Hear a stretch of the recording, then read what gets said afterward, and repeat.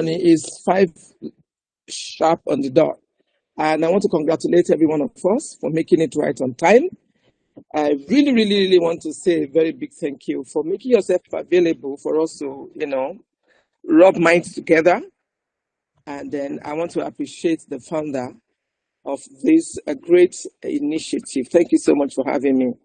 Okay, so without wasting too much time, we are just going to dive in quickly. And I don't know how best we are going to interact, but I really like us to interact. So the first thing I'm going to start with is to ask every one of us, what is research? I know you had a class last week or yesterday or whenever, and you must have talked about that. So what is research? Anyone? Are we able to interact? Are you able to give me feedback on this platform? Yes, they can. Okay. So who is going to go first? When you hear the word research, what comes to your mind? Anyone?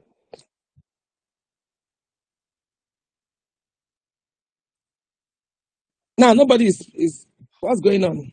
Can you type in Good the evening, chat? ma. Good evening, ma. Good evening. Oh yeah, go ahead. When the word Yes, comes to you, research, what does it mean? What kind of bell does it strike or ring in your mind? Good Research. evening, ma. Yes. Good evening. Thank you. Go ahead. So when I hear the word research, it means like research, like searching again what people have done before in order to gather evidence to find out about something. Excellent. Excellent. If I ask everyone in the class now and I say, let somebody just give me one word, one topic, one title, one whatever comes to your mind, just say it. Anything, just say anything. Anybody? I like us. We are going to be interactive. We are going to take this class. pressure, sir. Yes. So what did you say? Hello, ma. Is it pressure on sir, ma? Okay. Pressure ulcer. Thank you. So if I ask everyone, bring out a piece of paper and write all you know for me about pressure ulcer. How many of us can write a whole page or 2 pages?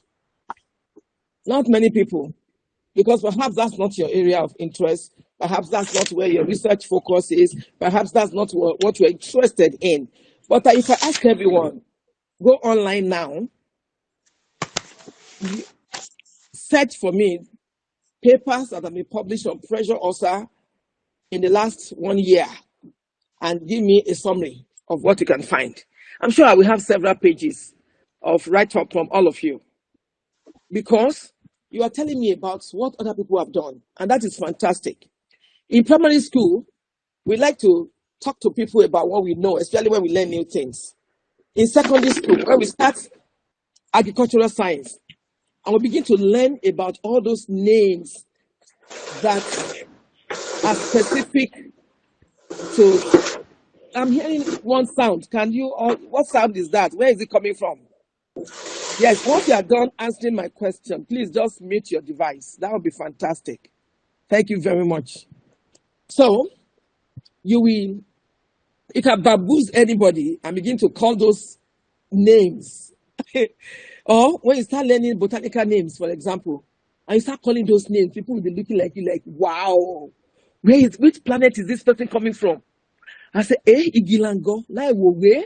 And people will be, you are moving, your head will be big. It seems as if your cranium is expanding because you have come across new knowledge and you're speaking with evidence. Even what you are saying is right or wrong, nobody knows about it. But the point I'm saying is that as you move out of that level to higher levels of functioning, for example, when you get to the university, nobody is interested in you just telling us all that you know about something. We also want to know that you have found out what other people know about that thing. That you can give us information about what the world entirely is saying about that thing. We are also interested in finding out from you what are experts saying about that thing. Who are the experts in that field? Now, how do you know who experts are? I'd like you to tell me, if you're looking for experts in a particular field, what do you do? Anybody here? What do you do if you're looking for experts in a field? How do you look for such experts and where do you go to locate such experts? Anybody? Yes? Good evening, everyone. Good evening. Please do me a favor. When you are answering questions, just like me, I will just say, good evening, Priska. and then you go ahead and answer your question. So go ahead and answer your question. Yes. And tell us your name. Yes. My name is Danjuma Jibril. Okay, Jubril, you are welcome, sir. Yes. Yes. Thank you, ma. Whenever I'm looking for relevant information from experts, I normally make use of LinkedIn LinkedIn. because yes, ma. Thank you. Why do LinkedIn, you go to yes. LinkedIn? Yes, LinkedIn, because I came to realize over the years that most experts are actually there, and then they tend to share some breathtaking findings and some research on LinkedIn, and then connecting with them has actually shaped the way I see so many things concerning nursing practice Okay. generally. Okay, Yeah. fantastic. So you go outside of yourself to go and look for what information is available about whatever you're looking for. And who are the people who are providing that information? Because you have seen a source and you have seen LinkedIn as a resource that can provide that information to you. Fantastic. So that's what I'm saying. I'm not expecting you. I will not ask you, Bill, tell me all you know about experts in this area. Because now you need to look for where are those experts found. And then he has decided to say he will go and look on professional LinkedIn, the professional group. Now, that is to say that every one of us here, we can make up our minds to say we want to become experts in our chosen fields. And people will be looking for us. People will be searching for us. So the next question I'd like you to answer is, how many years from now will you like to become the king and the queen of a small area that people will be looking for? I wish you can type and chat and tell me, oh, in the next so number of years, in the next 5 years, in the next 2 years, in the next 1 year, in the next, and I will ask you, there is a reason for you to give me that answer.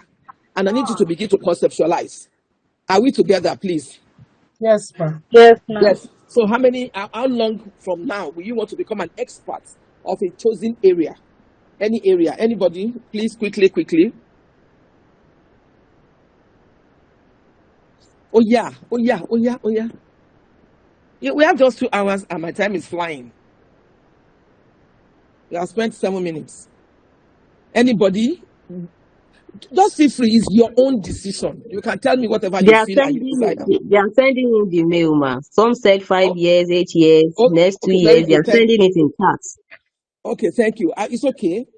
Whatever number of years is fine. Thank you. Please, if you help me to be looking at it, because I'm on a slideshow, and if I want to see what you are doing, I have to go out of slideshow. I don't want to go out of slideshow. So please be my Okay, ma. co-facilitator and help me to be getting feedback. Thank you so much. Okay, Fantastic ma. job. Okay, now, for the person who said 5 years, why did you choose 5 years? Why not 6 months? Why not next week? Why not 3 years from now? Why did you choose 5 years? Whoever has written 5 years, can you give us answer to that? Why 5 years? What do you think you will spend 5 years doing? Good evening, ma'am. Good evening, sweetheart. Please go ahead. Yes, ma'am. So I chose 5 years because whatever I want to become, whatever expert or whomever I want to become, it requires a process that I have to go through. I chose 5 years because Excellent. I Excellent. have to Excellent. finish I'm my excited. study. Very Okay. good. Now, everyone, go on to Google. I believe you have Google on your device. Put your 3 names. My name is Priska Olabisi Adejumo. So I like to put your 3 names. So the last person who answered this question, your name, can you give me your 3 names, for example? The last person who answered question, can you give me your 3 full names? Ayomide, give us your name, your first name, middle name, and last name. Okay, ma'am. Good evening, ma'am. Ayomide, okay. I'm a solo. I'm a Christiana. I heard Ayomide, I heard Christiana. I didn't hear the last one. A solo. Asolo, thank you. Asolo. Thank you. So Asolo Yes, ma'am. Asolo, Ayomide Ayomide, Christiana. thank you. Now, I want to put those 3 names. You put the 3 names by yourself on Google and search for me who you are in the in the scientific community. I don't want Facebook. I don't want LinkedIn. I don't want Instagram. I don't want Telegram. I don't want TikTok. I don't want any of the social media platforms. I want to see your contribution to your own field, to your own where you belong to. And quickly, let me see what you have found.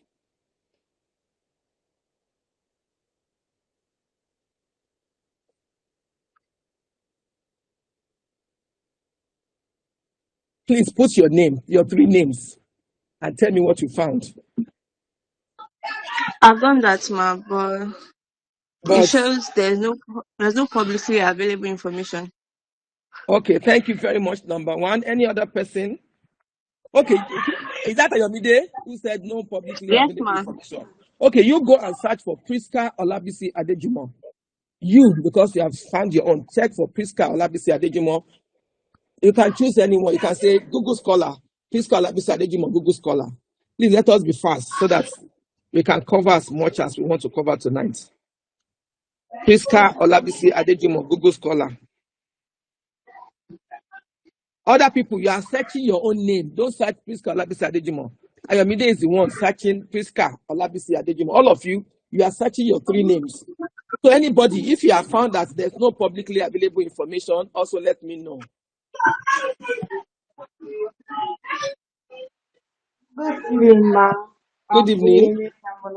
And I checked for mine. There is no publicly available information as well. Okay, no public as well. Thank you. 2, I need 1 more person.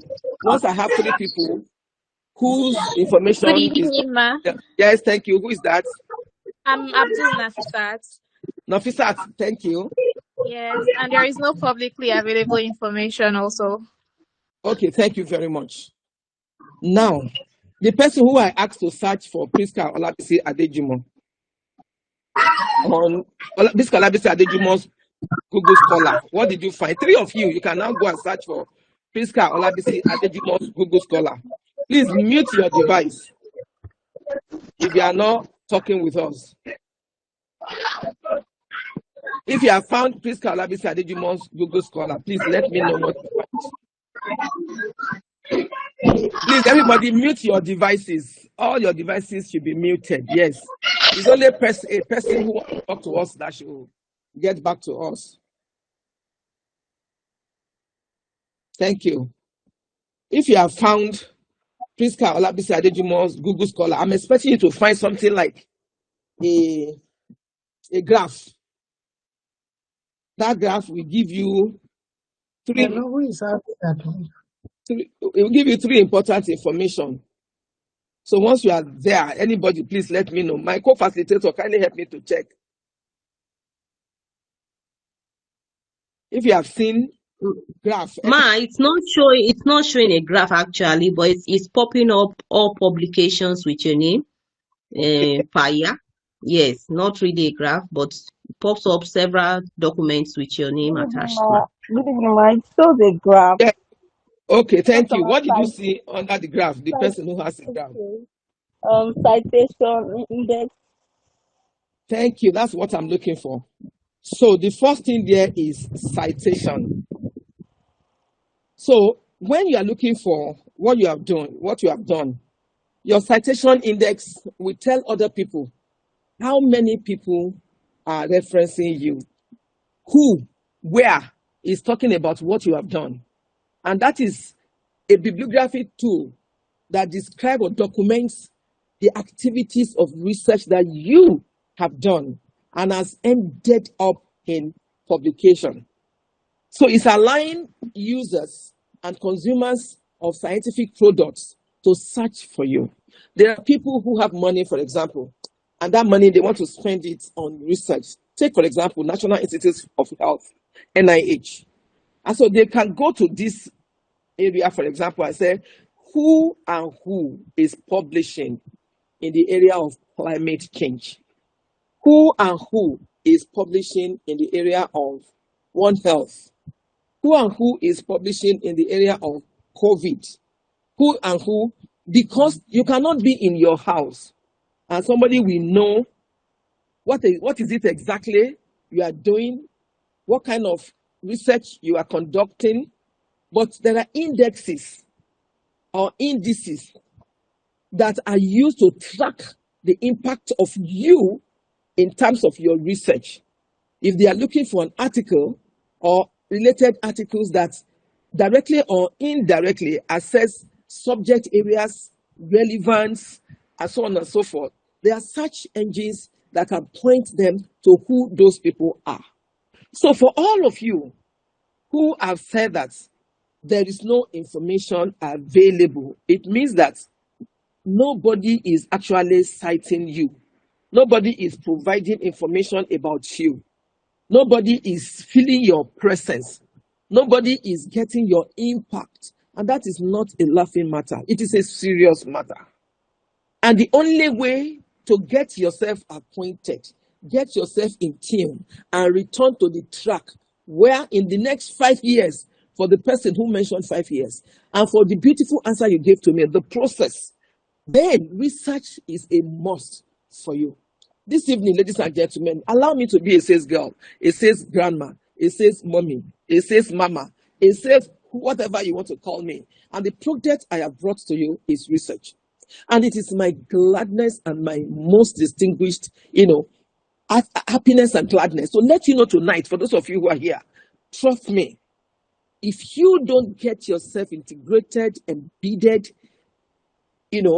into research, you ain't going anywhere. And I mean it.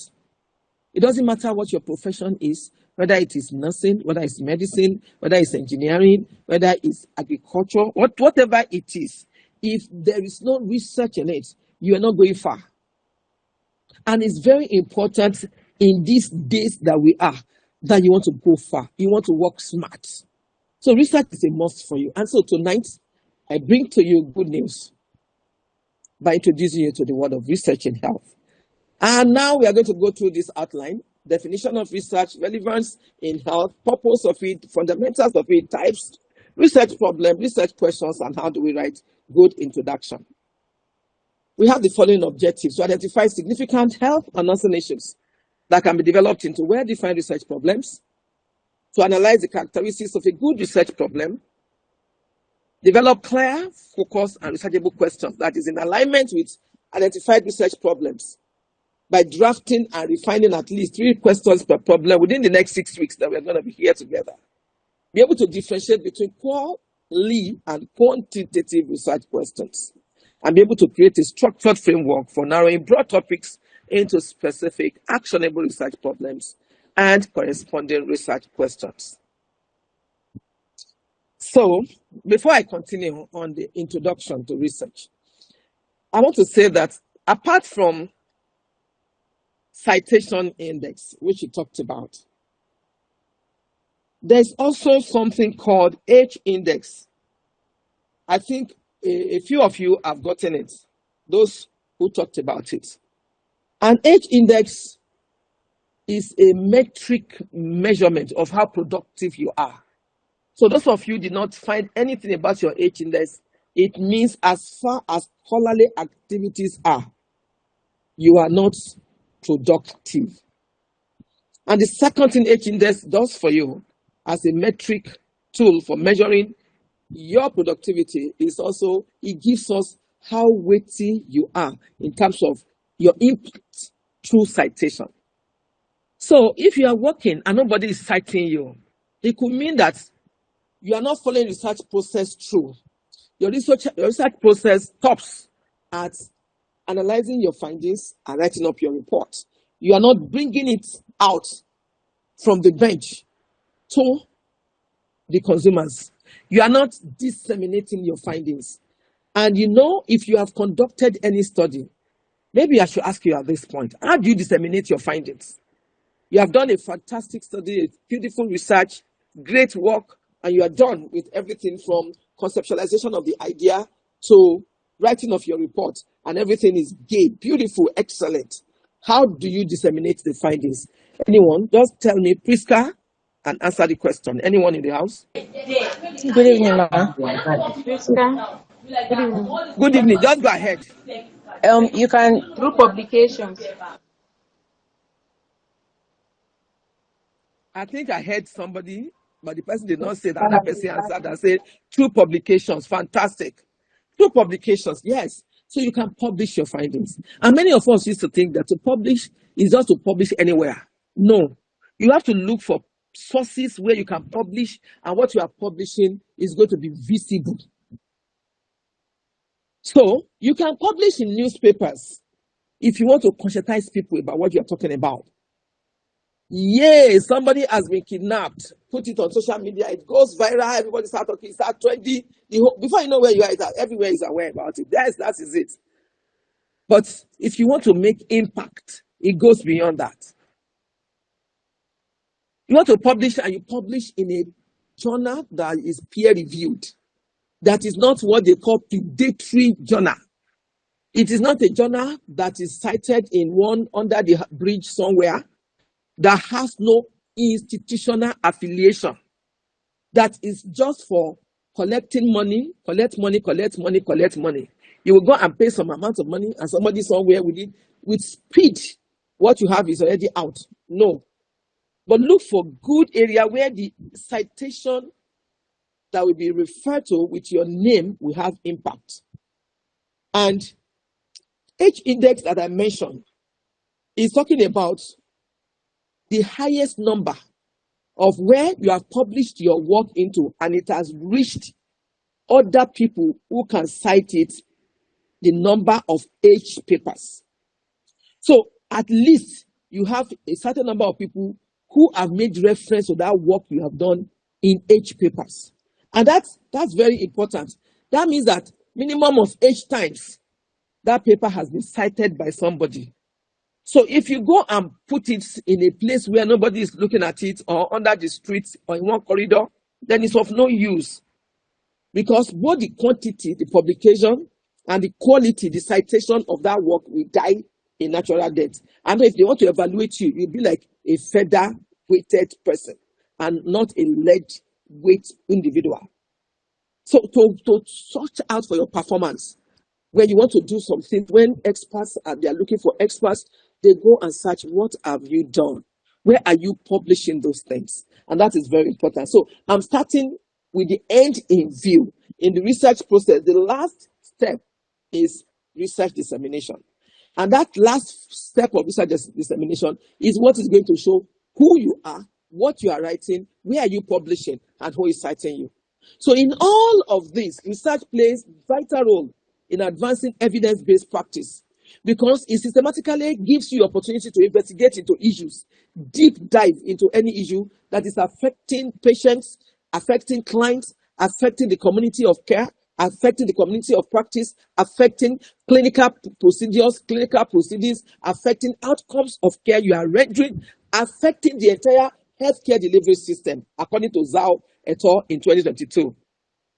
So research is fantastic. It gives you opportunity to advance your practice, providing evidence of what you're doing. But if you just say it's because they said so, and it's because when I was saying this, somebody said so, it's because my supervisor said so, you are not ready. You are not ready to move. You are not ready to make an impact. You are not ready to make your impact felt in the scientific community. And so you must be able to clearly identify what problem are you solving. The world is tired of problems and problems and problems. So what the world is interested in is solution. So to be able to lend your voice to provide solution, you must therefore be able to identify very clearly focused question that you can research into. And when you have found that thing, you can say, Eureka, I have found it. And healthcare professionals can congratulate you. And they can also lend into benefiting from the meaningful knowledge that you are generating from the work you have done. And then that word can go beyond you, beyond your own nursing profession, beyond the healthcare, to improve policies. And then interventions from other arenas can come in. And your practice, the practice of your own profession, can be strengthened. And then it makes you be able to provide care that is specific to that patient. And you are happy. You have job satisfaction because you are making a difference in the life of the patient you are looking after. So when you talk about research, according to Creswell in 2018, it's systematic, not haphazard. It's rigorous, not anyhow. It's methodical, not anything you just sleep and wake up and just have a brainwave, not a cooked up story. No, it is methodical in your process And you have an aim to generate new knowledge, to validate existing information, or to solve an identified problems. And it has to follow a structured method in order for you to be able to ensure that that knowledge that you have produced is evidence-based. That is Fan Lee et al. In 2022. So definition of research, 1001 definitions abound. And you can read as many as you want. Pollitt and Beck, 2021 says, through research, nurses actually contribute to improve patient outcomes, policy development, and the advancement of the nursing profession. Beloved, this evening, in the 70s, it was shown that there's really nothing going on in terms of nursing research. And actually, it was documented that nurses were not adequately prepared for research in nursing. And that was 1970s. By 1990s, rays of light began to show that, nurses are now appreciating and they are coming to limelight. And in the 21st century, it will be suicidal for any nurse to still be told, or for it to show that there's any nurse anywhere on this planet Earth who has not been capacitated, empowered, whose capacity has not been built, or who has not gone out to go and search for knowledge, whatever knowledge is, and who is not hungry to find out what research is. And someone somewhere on the surface of the earth can hold that person and then give the person all that the person needs to know. And the person is going about and panting for the water of research. Like, I don't know whether you know the animal that pants after water. Deer. As it pants after the water, so should you be hungry. And as a matter of fact, you are supposed to have books on research up to your age. If truly you are interested, you are in love with research, you want to know more about research, you want to be the queen of an area, you want to be the king of a particular area, then if you are 60-year-olds in this class, you need to have minimum of 60 books. If you are 22 years, you need to have minimum of 22 books. And when I say books, I mean resources that you can refer to, that you sleep and wake with, that you consult, that you read and you consume. Because research contributes to improve patient outcomes, policy development, advancement of your profession. And you don't want to be a professional that just comes and goes without being noticed. God forbid. You don't want to be a professional that will go and search in the next, today we have searched and say, no publicly available information. I don't want 5 years to come, 2 years to come, 3 years to come, to search you out and still be finding the same thing. God forbid. Help me to tell yourself, God forbid. You don't have to say it loud to us, but you can say it to yourself and say, please, God forbid. But in the next 5 years, when they are looking for, according to your interest, area of interest, the queen of this area, they will be calling me Adefunke, they will be calling me Bukola, they will be calling me Rofisat, they will be calling me Nofisa, they will be calling me. So they conducted a research. And they found out that the patients were feeling for the nurses. They were pitying the nurses, that the workload is heavy. And so sometimes they don't want to call them. So they are tempted to help themselves. And in the process of trying to help themselves, they were falling down. While they are trying to turn, when their conditions will not permit them to do that, they fall. And they complicated their conditions more and more. And so the rate of fall increased very dramatically. And so they now decided to say, okay, for those patients who are bedridden, they will write on top of the ceiling above them, call, don't fall. Call, don't fall.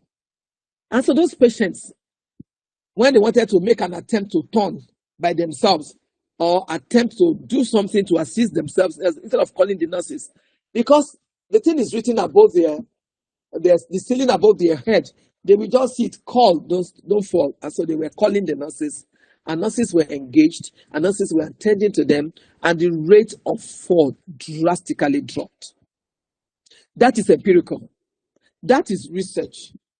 There's no how you can tell me, maybe this is happening because of this. No. It actually happened You looked at the situation and the scenario, you created a control, and you found out that that has affected a change. And that change is as a result of the intervention that you introduced. Fantastic.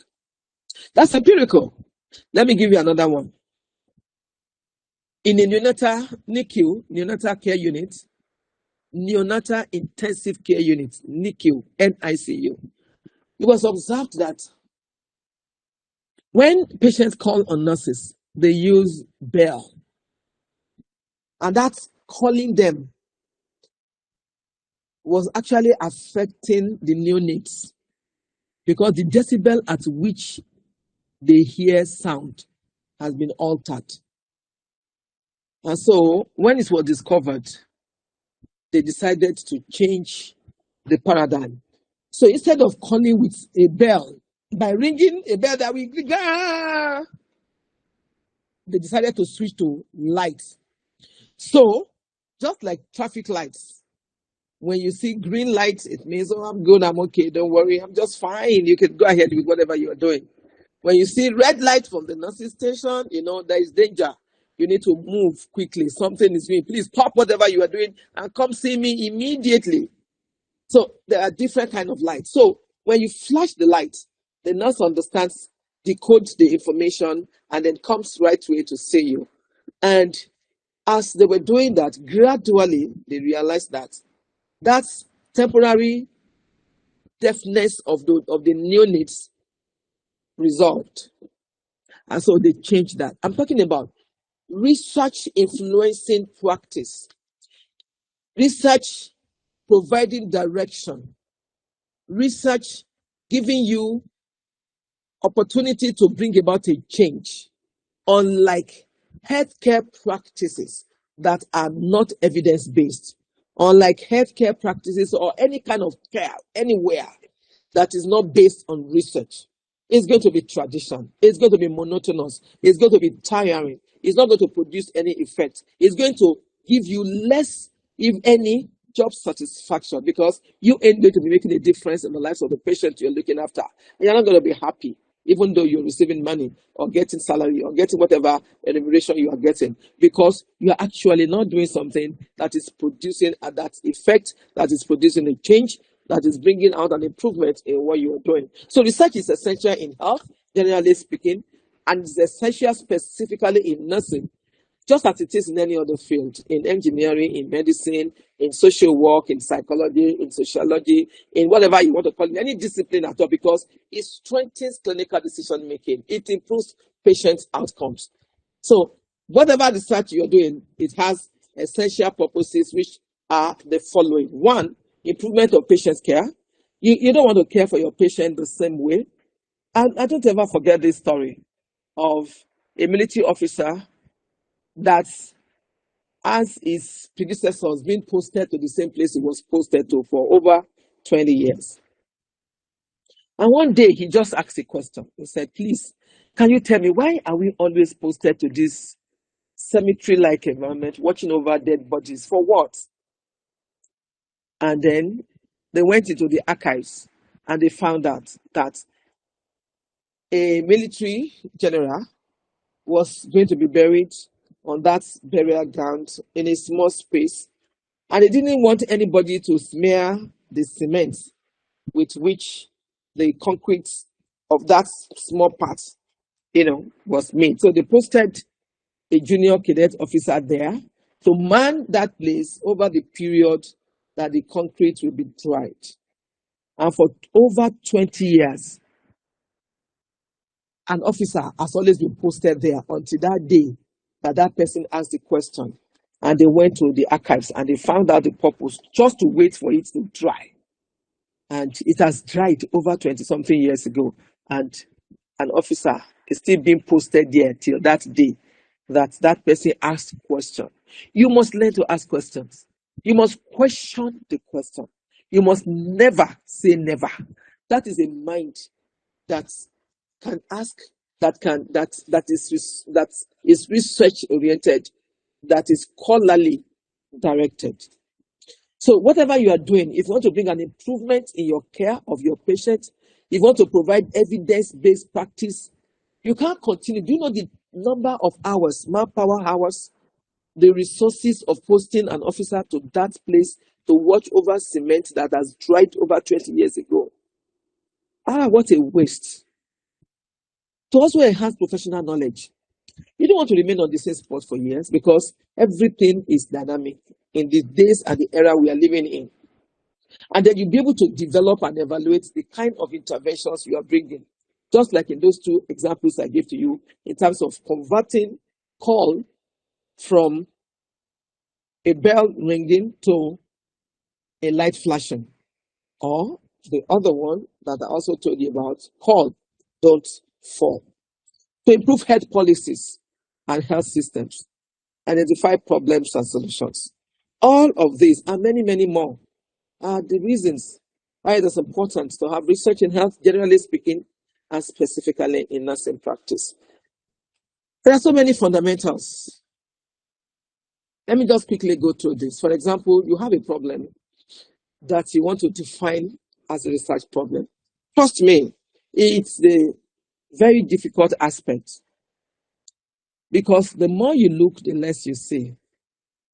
If you want to develop a mind that questions the question, that never says never, that is scientific, then you must be able to translate whatever it is you are looking at into a researchable problem.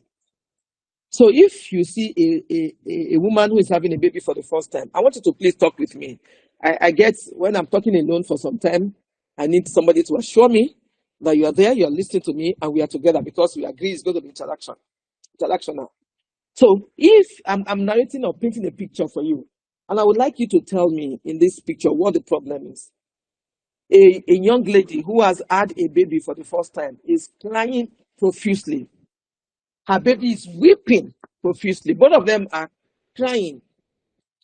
And somebody just came in to take the baby away from the mother. And the person is trying to find out what the problem is. And the mother is just crying, I'm tired, I'm fed up, I'm overwhelmed, I'm frustrated. I don't know what to do again. This baby is just giving me headache. What happened?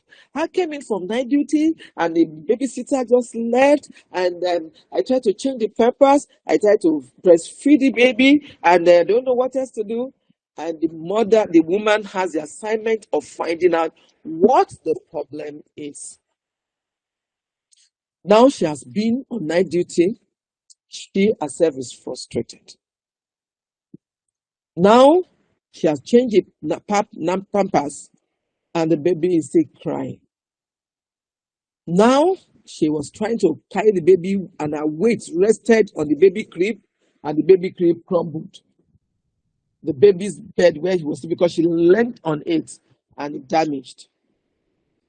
Now she's crying and the baby is crying. Can anybody tell me what the problem is here? Anyone? What is the problem here? Stress. Ma, it's psychological damage. Stress, ma. Nurses are diagnosticians. Thank you. Number one, stress. Number two, and somebody said something fantastic. Please, what did the second person say? Can you say it again? Psychological damage. Psychological damage. Thank you. Number two. Number three. Obviously, she Wait, has what become Wait. she has become somehow depressed. Somehow depressed. So I have problems here with me, depression. I have problem with me, stress. I have problem here, psychological, whatever I had. Any other one? Ma, for Frustration. frustration. Wait. Frustration. Doctor. Please, Ma, it could let be us know who is speaking. it's Ayomide speaking. It could be baby blues or postpartum depression. Postpartum blues. Wow. Okay. Thank you. More? Frustration, ma. Frustration. Stress. Frustration. Yes. She's being Stress. irritable. No, somebody has said stress before. Support system, coping mechanism. I didn't hear that. Yeah, because support system, coping Support mechanism. system. Okay, thank you very much. Okay, let's take note. She's feeling irritated.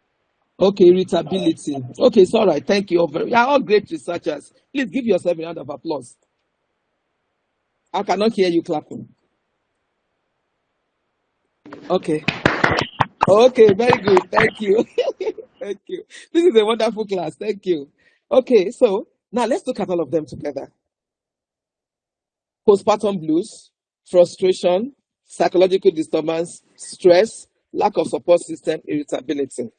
You know, I presented it to you in such a way that it will be difficult for you to know what the problem is.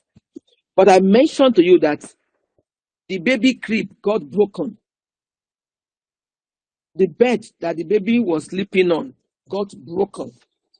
So the thing was sagging and the baby was not comfortable. But nobody took note of that.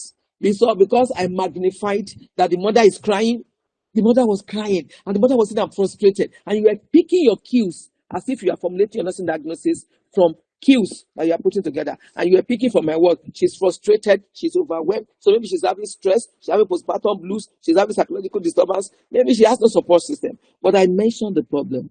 The baby's crib got broken. But nobody paid attention to that. And that is how serious it is. Recognizing what the problem is. If you can't identify the problem, beloved, you can't solve it. That's the truth. Okay, if you say it is postpartum blues, you are likely going to pay all attention to the mother. If possible, ensure she's properly diagnosed. If possible, get a psychologist to see her or a psychiatrist to see her or whatever. If you feel it's frustration, then you may think that, oh, she needs attention, maybe she needs help. If you think it's stress, you can get a behavioral expert to interact with her to use all manners of behavioral skill and stress test for her, then to get her the stress be managed. If you think it's psychological disturbance, you may need to get a psychologist to now look at her, use psychological tools to assess her mental status, psychological status, and be able to know what intervention. If you think, oh, it's lack of support system, then you are likely going to be looking for support for her. Maybe she's going to get her mom, or she's going to look for somebody who's. And see, all the five I've told you, focusing on the mother, neglecting unconsciously what the problem is. And that is telling you how dangerous it is to want to proffer a solution to a problem you have failed to identify. Your inability to identify what the real problem is a pointer. I examine many pages and I come back and I say, look at me. You told me you are going to the field to go and assess readiness. And my eyes are gazed on readiness from chapter 1, where you have told me what you want to do, to chapter 2, where you have told me what other people have done about readiness, to chapter 3, where you have told me how you want to approach readiness, to chapter 4. Now I want to see what you found about readiness. Then I'm finding wisdom. Then I'm finding things that you did not tell me about readiness that you are going to look for. Then there's going to be trouble. Because I'm going to tie the problem to the solution at the end of the day. So if the solution you are bringing for me is not in tandem with the problem you promised to go to the field to go and solve, then there's a problem. So a big do in research is research problem. Identifying the problem, formulating the research problem, stating the research problem. If you go to the police station and your phone has just been stolen, and you get there, you are crying. My phone has just been stolen. I'm in trouble. My phone has been stolen. I have data. My bank info is inside that my phone. And that my bank data, there's somebody that has picked my phone. Is going to be withdrawing my money. And my account is going to be emptied. I'm in trouble. And then you get to the police station. The policeman is not going to be sentimental. He just at best, at his best, he will say, sorry about that. Can you write your statements? It gives you pen and paper. If you take that pen and paper and you began to talk about COVID-19 experience in Nigeria, that they said that corpses are going to litter the streets of Africa. You are going to pick corpses. And now this is something not wrong? If what you say is the problem is what you were talking about, I must see how and where you were when your phone was stolen. How was it stolen? I entered a car. There were 3 men at the back, and the front seat, there was a man. I sat down as the last passenger, and I sat with that person at the front. And the person asked me to shift, and I shifted. And the driver said, I'm not going to where you are going again. You can come down. And I came down. And I went to look for another vehicle. As soon as I entered the vehicle, I wanted to look for my purse to pay my transportation fare. That was when I realized that my purse was gone, my phone was gone. Now, everything you are narrating from the beginning of the story to how your phone was stolen, to how you are now crying, to the implication of your phone being stolen is all revolving around the major thrust of this problem, phone that was stolen. But if your research problem is not able to be done in such a way that I can trajectorically follow it through, then there's a problem somewhere. Then let me tell you, like I asked you earlier on, and I said, anybody should give me any topic, and you gave me one. I said, tell me about it.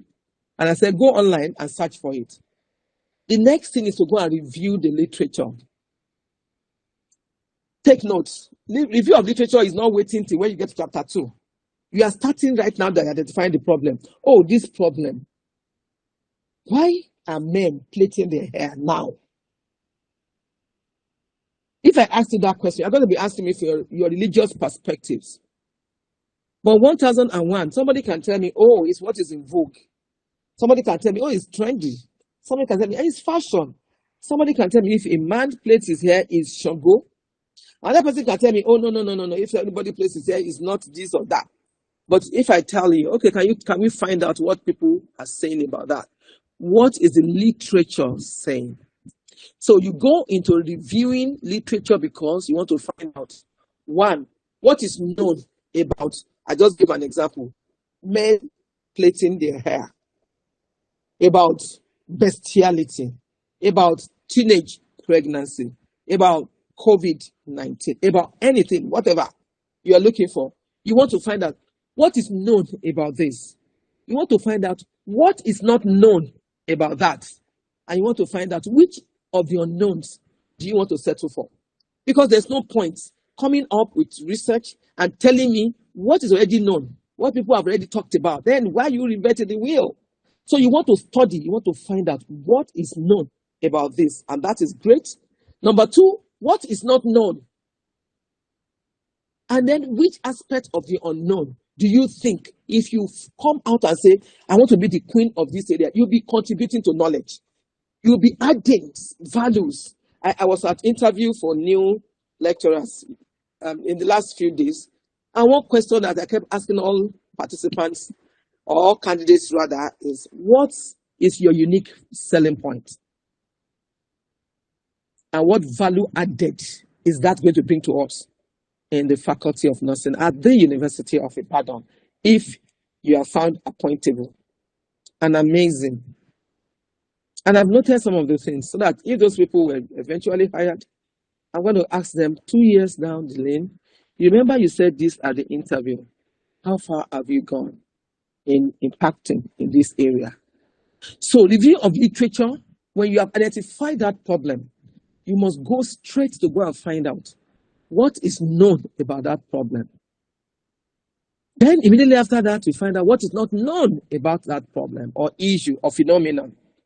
And then you make up your mind, this is the area of the unknown I really want to settle for, because you have searched what other people have done. You have reviewed so many papers, articles, manuscripts, different kind of write-ups about that. And then you'll be able to come out with good, rich, and robust questions and objectives. And then other things that makes you to settle down and say, okay, what kind of paradigm will I use for this? What design will I going to use? And by that, you have started with your research methods, beginning from what, where, who, and answering all those W's. You start with your design. What design is going to pay me? It's going to be quantitative, it's going to be qualitative. What kind of research type is going to help me?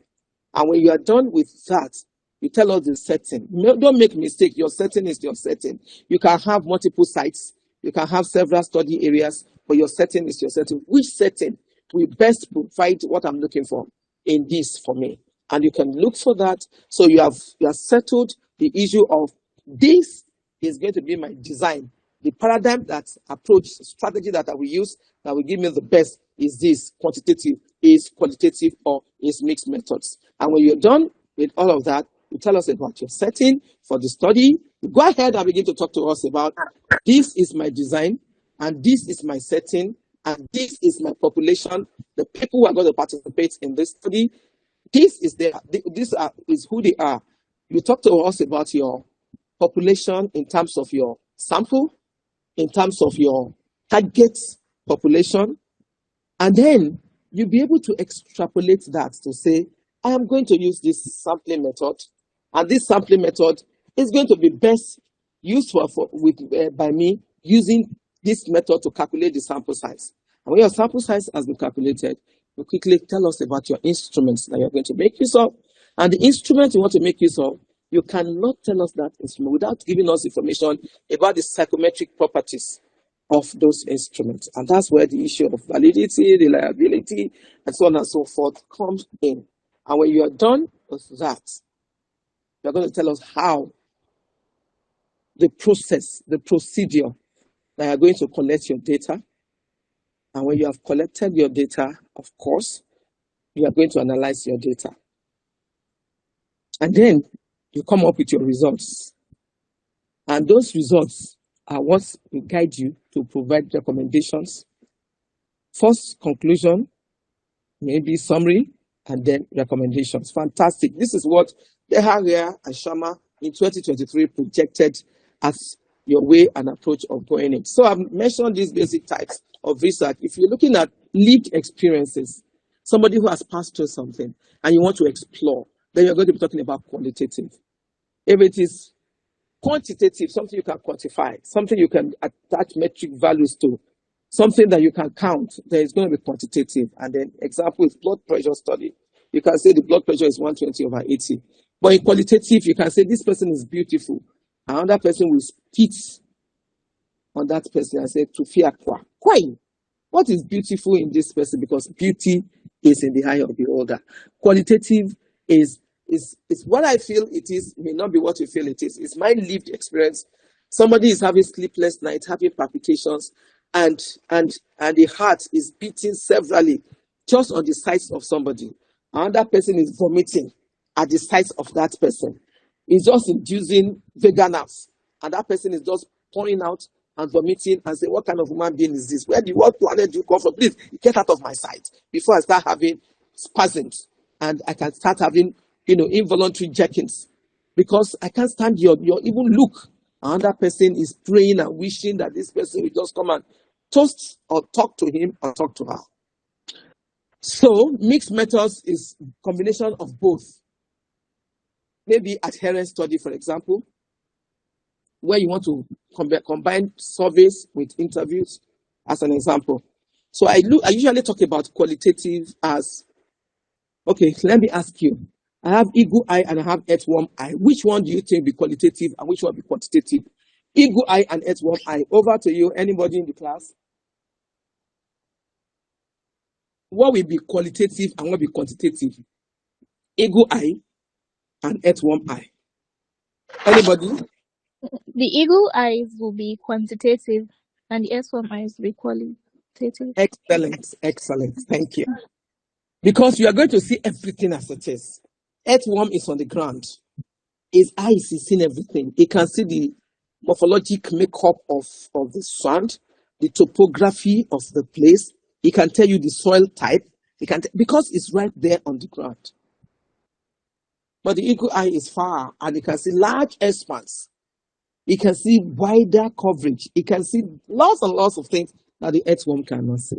But sometimes you need mixed methods. Sometimes you need both eagle eye and earthworm eye. Sometimes you need to come down, come low, be there, see everything that is going on as it is going. And after you need to move high and see beyond your nostrils. Be able to see the reasons behind what you are saying. You need to see the causal factors, why those things were what you were looking at, beneath and on the ground. So sometimes you need to move above and fly far, far above the sea level to be able to see what is responsible for what you're saying on the ground. And sometimes, let me tell you a quick story. I don't think I'm done with 1 hour. So, 1 hour is gone. Wow. Okay, I'll add speed.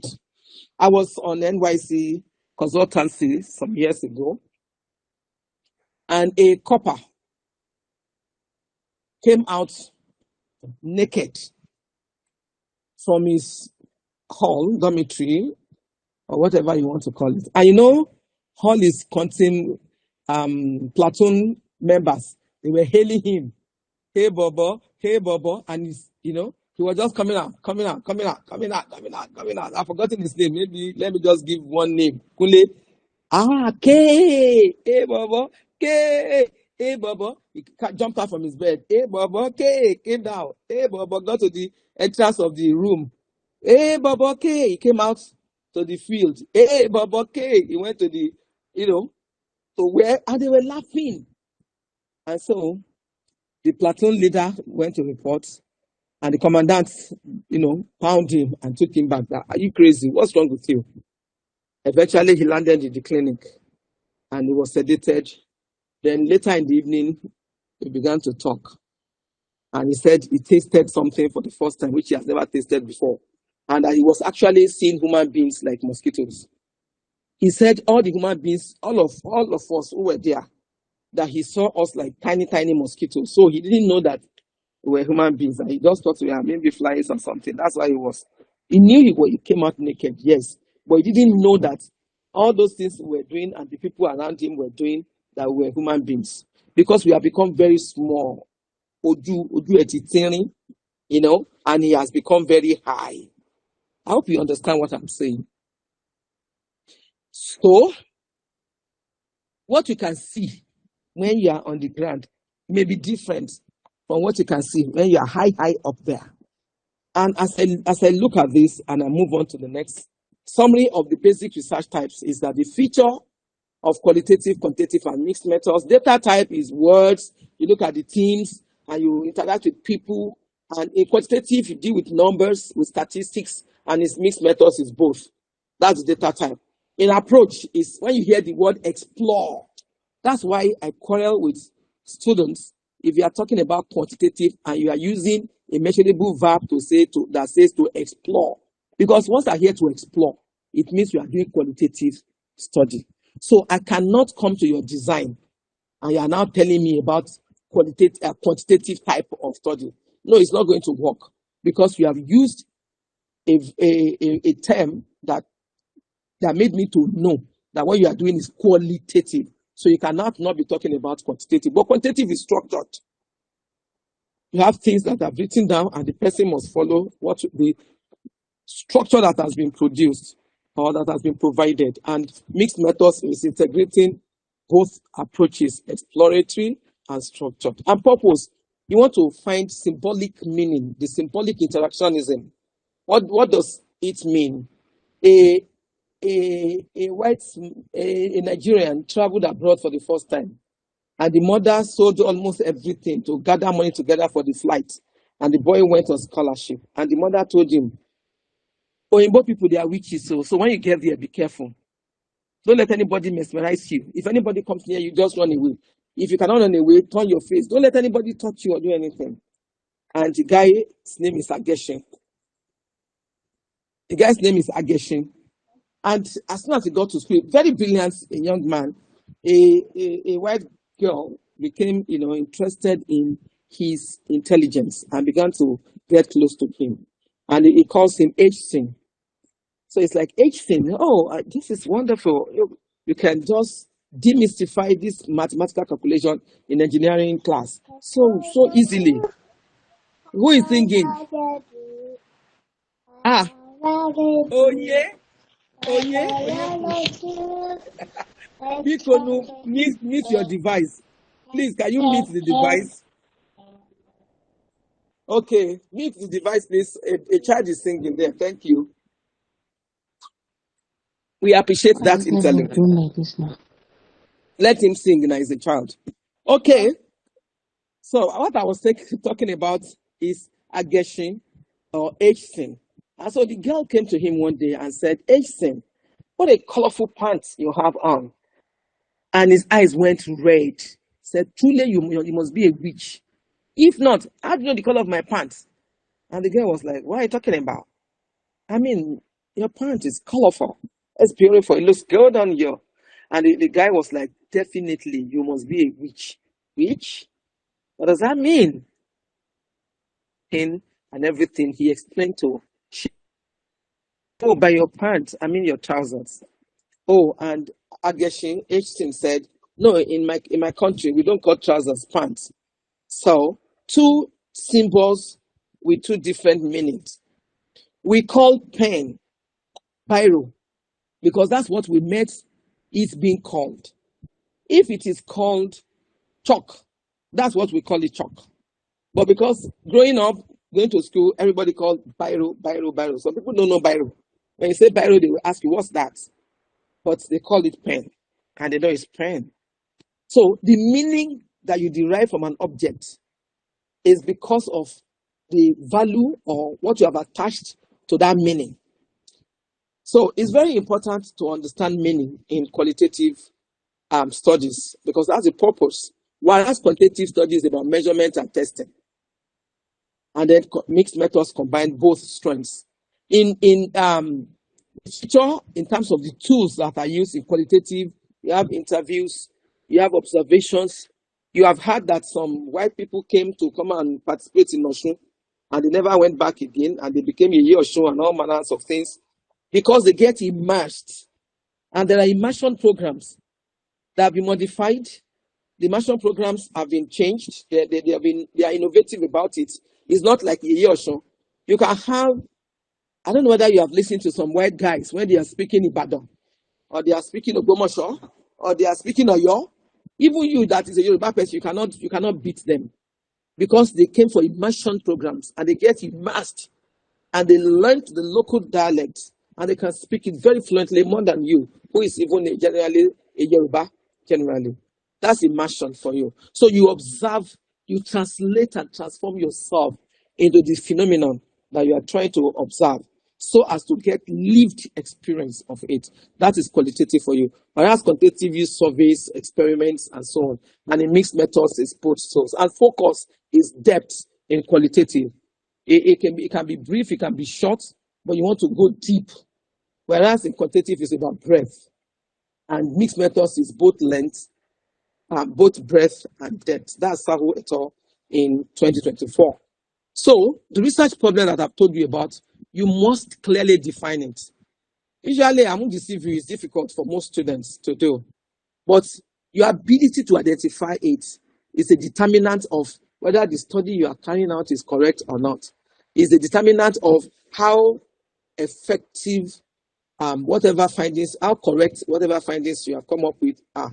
Because that problem identification is very important, and how you define that issue and be able to identify the gap in knowledge is what you determine what you as an investigator or researcher is seeking to investigate and what problem you are trying to resolve using the systematic inquiry. That is what research is all about. So as a researcher, you want to tell yourself what is existing in knowledge. Is that accurate? Is that sufficient? Is that insufficient? Is it contradictory? Or is it completely absent? And then that gap, you as investigator, you want to create the need for further understanding of it. And that's where you create a niche for yourself. That's why when you find that solution, anybody everywhere, when they are looking for you, because the world needs solution about everything and anything. The world is not interested in problems any longer. Don't tell me about any problem. I'm tired. My ears are filled with problems. Give me solution. Let me hear arrays of something that can eventually form solution. And that's where I'm interested in. So tell us about solution. Create opportunities for us to see how you can breach an identified gap. Whether what is existing is new and needs to be understood, and you want to help people understand it better, whether it is completely absent and you are bringing something new to fill that gap, whether what is there is not sufficient or is contradictory to what should be, what are you doing about that? And then a research problem does not just describe one broad topic of interest. Rather, it gives you a narrow focus, gives you specific concern, and demands scholarly attention. And you will prove to us that you are the best person that is fit to provide that. So if you identify what is not known or what is not working or something that needs improvement, and that gives the foundation upon which your research question, research objective, and methods are built, fantastic. I mean, you can get grants, you can write, and you will win. And I would like all of you to begin to think about what kind of grant can I write? What kind of solution can I provide? What kind of problem can I bring solution to? Anywhere you are, anytime, any day, please always look for solution. Don't add to the problems. Everybody, parents, husbands, wives, boyfriends, girlfriends, teachers, students, doctors, patients, nurses, everyone is tired. There are too many problems. What everyone is looking for, waiting for, is solution. So be a solution provider, not an additional problem that you are just creating or producing. How are research problems identified? Literature review, by spotting the gap. It will just glare at you that, wow, this is a gap. Some people will see, they will not see that gap because they don't have research eyes. You must develop equal eye. You must develop the mind that question the question. You must not take everything hook, line, and sinker. Question it. Subject it to academic scrutiny. Ask questions. Read about it. Identify a gap compulsorily. And then look at what academic events and networks you will need to contribute to the solution to that. And analyze all what you have gathered together and put them together and ask yourself, how can I use my own experience and all this information I've gathered with my own observations to bring about solution to this problem? Then, who are the stakeholders that you need to engage with to be able to bring that solution? And they can be patients, they can be family members, they can be other healthcare workers, they can be policymakers, they can be hospital management boards, they can even be people who you think do not matter in the hospital environment. It can be in the school. It can be a place where your child attends. It can be on assembly. It can be anything. Identify who are the critical stakeholders and then map out strategy to engage them. Don't be speculative and be critical in your thinking while narrowing and defining that, and then iterate your refinement. Postdoc et al. 2024 identified this as how research problems can be identified in any area, any event, any phenomenon, any discipline, or what have you.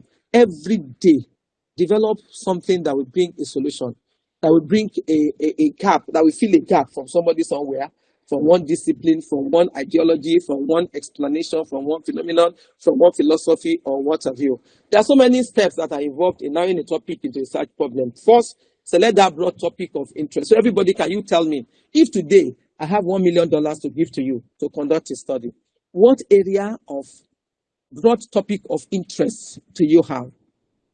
Can you just quickly put it in the chat? My co-facilitator, please help me to identify such areas. Let's be fast. What area will you be interested in? If you have to, you have money. Money is not the issue. You just have money. I'm just going to give you a grant, and the grant is here. If it's $200, it's $5,000, it's $1 million. What will be the broad topic of interest to you? Everybody, please quickly. Cardiology and oncology. Someone said cardiology, cancer, Cardiology, mental oncology. health, Thank you. sickle cell Mental health. disease. Thank you.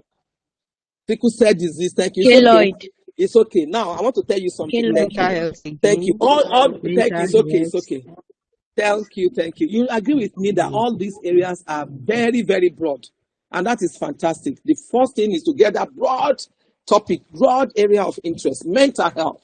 What about it? Conduct preliminary literature review. Ask yourself. You can, for example, you can ask ChatGPT, you can ask Bard, you can ask Gemini, you can ask any of the AI tools and say, if today I have $1 million and I want to conduct a study on mental health, what specific areas will be of interest to Nigerian communities? I wish we were in a face-to-face situation. I would have really loved to say, everyone go into the chat GPT and ask that question and come up with answers for me now. I just took the broad area of mental health. Is anybody doing that? Anybody, any fast guy? Just ask that question to post that question to chat GPT. Okay, where's my phone? Let me post it. While you are doing that, I have 45 minutes more. So Sorry, Ma, can you repeat the Please, question? the question. mm, mm. Ask ChatGPT that I have a grant and I'm interested in conducting a study on mental health. What aspects of mental health will be of interest to Nigerians today? I want to work on mental health and I have $1 million. So I have grants and I want to work on mental health. What specific area should I be focusing on that will be of interest to Nigerians? I'm just using that as an example. Anybody doing it? I'd like to hear you, please. Mike, I found some things.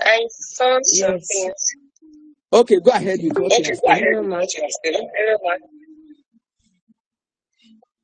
Something Go on ahead. community mental health. Okay, so I found something on mental health is not belonging. Surviving in Nigeria economy is hard. Wait. You have two devices open. Can you put one or switch one on? Okay, so you can talk. You can hear me now.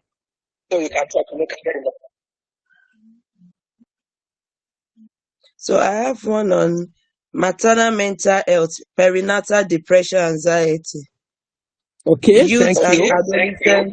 youth and adolescent mental health related to schools and universities. Thank you. Any other thing?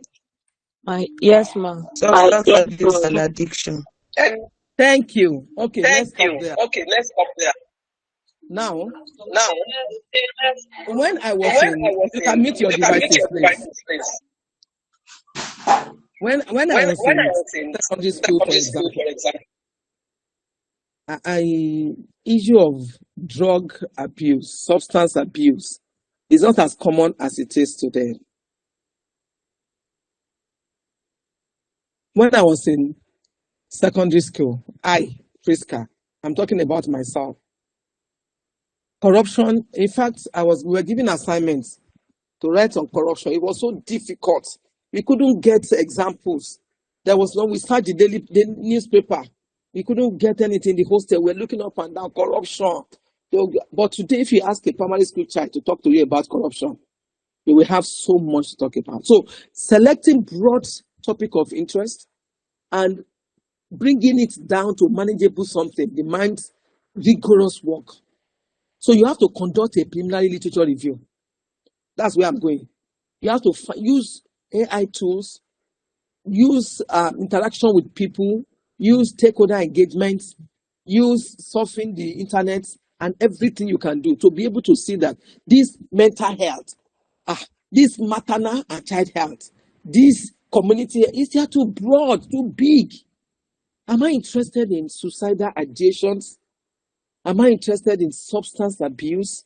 Am I interested in anxiety disorders? Am I interested in schizophrenia? Am I interested in bipolar disorders? What am I interested in? I can't say mental health, but that is where to start from. Select that broad topic of interest. Then conduct a preliminary literature review. Quickly go and find out who is doing what in the area of mental health. Contact them and say, I'm interested. Write an email, send a message. Please, my name is Priska. I'm a 200 level student in University of Nigeria. I'm actually interested in this area, but I feel it's broad. But what I'm really interested in my mind is about substance abuse. Do you mind, please, just guiding me a little bit? Fantastic. I've seen somebody who asked a question like that.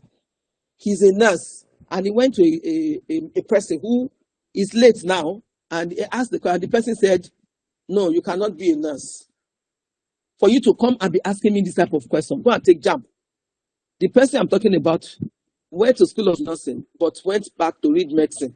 and he's now a doctor in usage. He's working in usage as a medical doctor, but he's in school of nursing. He went to school of nursing and completed as a nurse, and now he's a doctor because he went to ask a doctor a question and asked that, sir, please, you are a psychiatrist, and I'm interested in mental health. These are the things I have in mind. And the man said, what? A nursing student? You are that interested, and you are coming to me to, no. Continue what you are doing, but go and take jam. And the man sought this person in scope. So conduct preliminary interactions, engagement of stakeholders, literature review, sources. Don't just sit down and go and copy what somebody has done in University of Ibadan. Take it to Obafemi University, or take it to Nnamdi Azikiwe University, or take it. No, that is not going to take you far. Conduct literature review, and then it will become obvious where the gaps are on these specific issues. And then you can refine the scope and now say, okay, what I'm interested in is machine learning. Oh, is in mega data. Oh, is in software. Anything can occur to you because you have backed yourself with information, and you can refine the scope, and then it becomes easy to formulate a clear problem statement that this is where the problem is. I think I'm interested in this. And you can continue to read and read, and you can continue to engage until you come up with it. Will just report to you, something that's going to transform your life forever. And you continue to work on it. And if time permits me at the end, I will tell you a personal life story. And then you can assess the feasibility. Is this feasible? Will I be able to get money to do this? Can I eat from this? Will this bring my name to the fore? Will I go? Will people search for me in the next 5 years? And it will be said there's no public information. I don't know how you term those things when I ask to go and search for yourself in the world of scientific community. And you are nowhere to be found. Develop research question and objectives, and then iterative. All that diagram that I showed you, it will be easy. And then you'll be able to, because it is something that you'd like to do. Somebody who is interested in mental health, if you ask the person to come and be talking about operating room, the person may not have anything to say because he's not interested in that area. You must be the one to identify the area you are interested in. And from that area, it becomes easy because that's where your apt is. That's where your appetite is. That's where you will like to become a queen of and a king of. And then it becomes easy for you to do that. And then you can develop your research question. Precisely formulating your inquiry that defines what is the main focus that you want to do. And then you're able to investigate, to understand, to explain, and so on and so forth. And gives you a very solid foundation upon which the entire process is built. And then a well-developed research question will give you clarity. It will give you direction. It will identify your topic. If you just tell me your research question, I can tell you what your topic is. If you tell me your research question, I can tell you the kind of paradigm, the type of design you are likely to use, to employ in that study. If you tell me your research question and it has been well formulated, it's very easy for me to know what kind of theory is going to guide your work. What kind of frameworks are you going to be using to provide your theoretical underpinning for that work you want to do? What kind of variables you'll be interested in? What your topics should look like, and so on and so forth. So it narrows down a big, broad problem and leads you to a specific issue, that step by step, systematically, you can explore. Without a clear research question, I'm afraid that your study may lack purpose. It may become overly broad, and it may fail to produce meaningful findings. And that's why once you don't have a good statement of problem, correct research questions, you may have to go back to the field, irrespective of what you have with. So characteristics of a strong research question are many. It must be focused, feasible, arguable, relevant, original. And then it must be revealing what has been covered. And must be very interesting to you and meaningful. You who want to do a study among sex workers, don't go there and start speaking in tongues. It must be something you are interested in. Don't go there and say the Lord rebuke you. Don't go there and start telling them anybody who commits adultery is going to go to hellfire. No. That's not an area of interest. Please leave that space for those who are interested in it. Because you must not mix two things together. You are there to be able to find solution to the problem. It must be clear in your mind. This is what you are interested in. This is something that even when you get to the end of the road, you are still ready to forge ahead. There's still residual energy inside of you. Even if every other thing fails, you are not going to manipulate anything. You are going to get to the end of the road and produce, because that will be a strong research question that is going to propel you, according to Powell et al. In 2023. And there are stages to creating a powerful research question. Begin with a broad topic like all of us have done, mental health, community health nursing, maternal and child health nursing, all those broad things, fantastic. Then ask yourself, what kind of study can I do preliminary to provide me clarity about this work? It could be to go and do a literature review. It could be to speak with somebody. You can even say, who are the people publishing in this area? Anywhere you are, I'm in Nasarawa, I'm in Abeokuta, I'm in Okitipupa, I'm in Imbise, in Imo State, or I'm in Abia, or I'm in Ebonyi. Who in this environment where I am are those who are publishing, who are working in this area? You can contact them. You can send a message. You at least send messages to 100 people. You will get feedback from at least 3 people. That's okay. And then ask yourself, this thing that I want to do, is this a suitable research topic? If it is, then determine what exactly you want to do. And then examine the validity of your research questions. And finally, create your whatever you want to have as your research questions. That's Fogras et al. 2023. And the stages to creating a research question begin with a broad topic. Broad topic will give you a total of avenues to investigate your search for a valid research question, and it will help you to organize your thoughts. When you are looking for a topic, it's best to find one that you are actually interested in, because your motivation level will be affected throughout your research. You can get to a point. I've seen people for PhD work that will get to the end and start afresh. It can turn you to a crazy person. I've gone to examine students who I have seen, and I'm convinced this work is not their work. And I ask them, just simply tell me you did not do this work. Who did this work for you? So don't waste your time, and don't waste my own time. So you can go back and go and settle down and go and learn. So it's a good idea to think about what topics have recently been covered by research community that may affect my own chance of publishing the outcome of this study. If you don't ask those questions, you may run into trouble at the end of the day. So you can conduct linear research to understand more. And at the end of the day, it's not a crime. If you find that that thing is not going to fly, then you can drop it. But it's very good at that early preliminary stage to do all those review of relevant literature, find out issues about scholars and colleagues who are currently debating such things. And you'll be able to get up-to-date, useful information about that topic. And it can help you to identify where the gaps really are and be able to do something about that. And be able to find where you want to pitch your own tent. And that will be the basis of, or the beginning of your research inquiry of something that will be a long-lasting, activity. Then you determine suitable research topics and narrow it down so that you have collected enough knowledge, information, you have interacted with people, and then you can now focus on the gaps that is existing. And then you ask yourself, how do I want to bridge this gap? And then you can do your preliminary study assessment and find out the feasibility of what you are calling your research question. And then at the end of the day, you may discover that what you have is a good study topic, and also you may discover that it's not a good study topic and you may have to drop it. And there's no crime in dropping it at this stage because it's early, it's preliminary, you have not gone to the field, and whatever you find can help you to determine and take your decision whether you want to go ahead and create your own research topic, or you want to decide that this is not what I want. And depending on what you want to use it for, if it is school project, they have rules and policy that are guiding all those things. You must follow the rules, whether you are doing it in literature or in art or in music or in education or in nursing.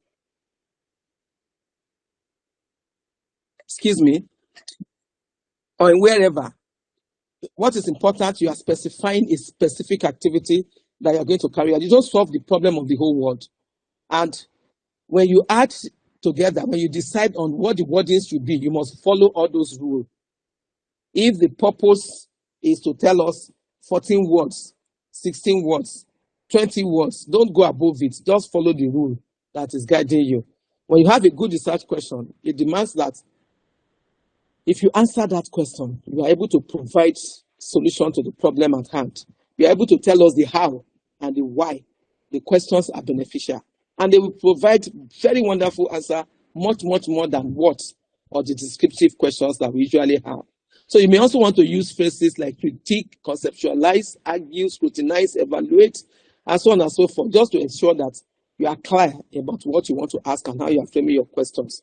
And then you can use several frameworks to be able to try it your own back. Now, let's look at how to write a research question. 1, identify your topic. So I've talked about this before. Identify that broad area of interest to you. 2, define that specific problem. 3, clarify what you really want and turn it into a question. Many people just turn their title to a question format. Fantastic.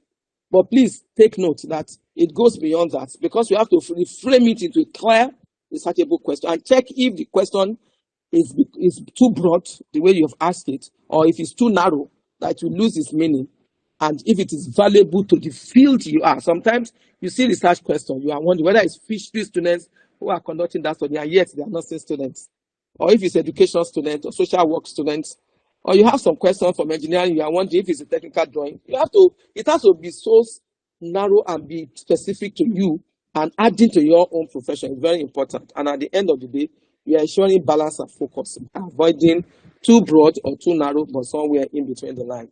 So make sure that your problems are aligned with your questions. There's a problem here. It's a high incidence of hospital-acquired infections, HAIs, in a medical surgical unit.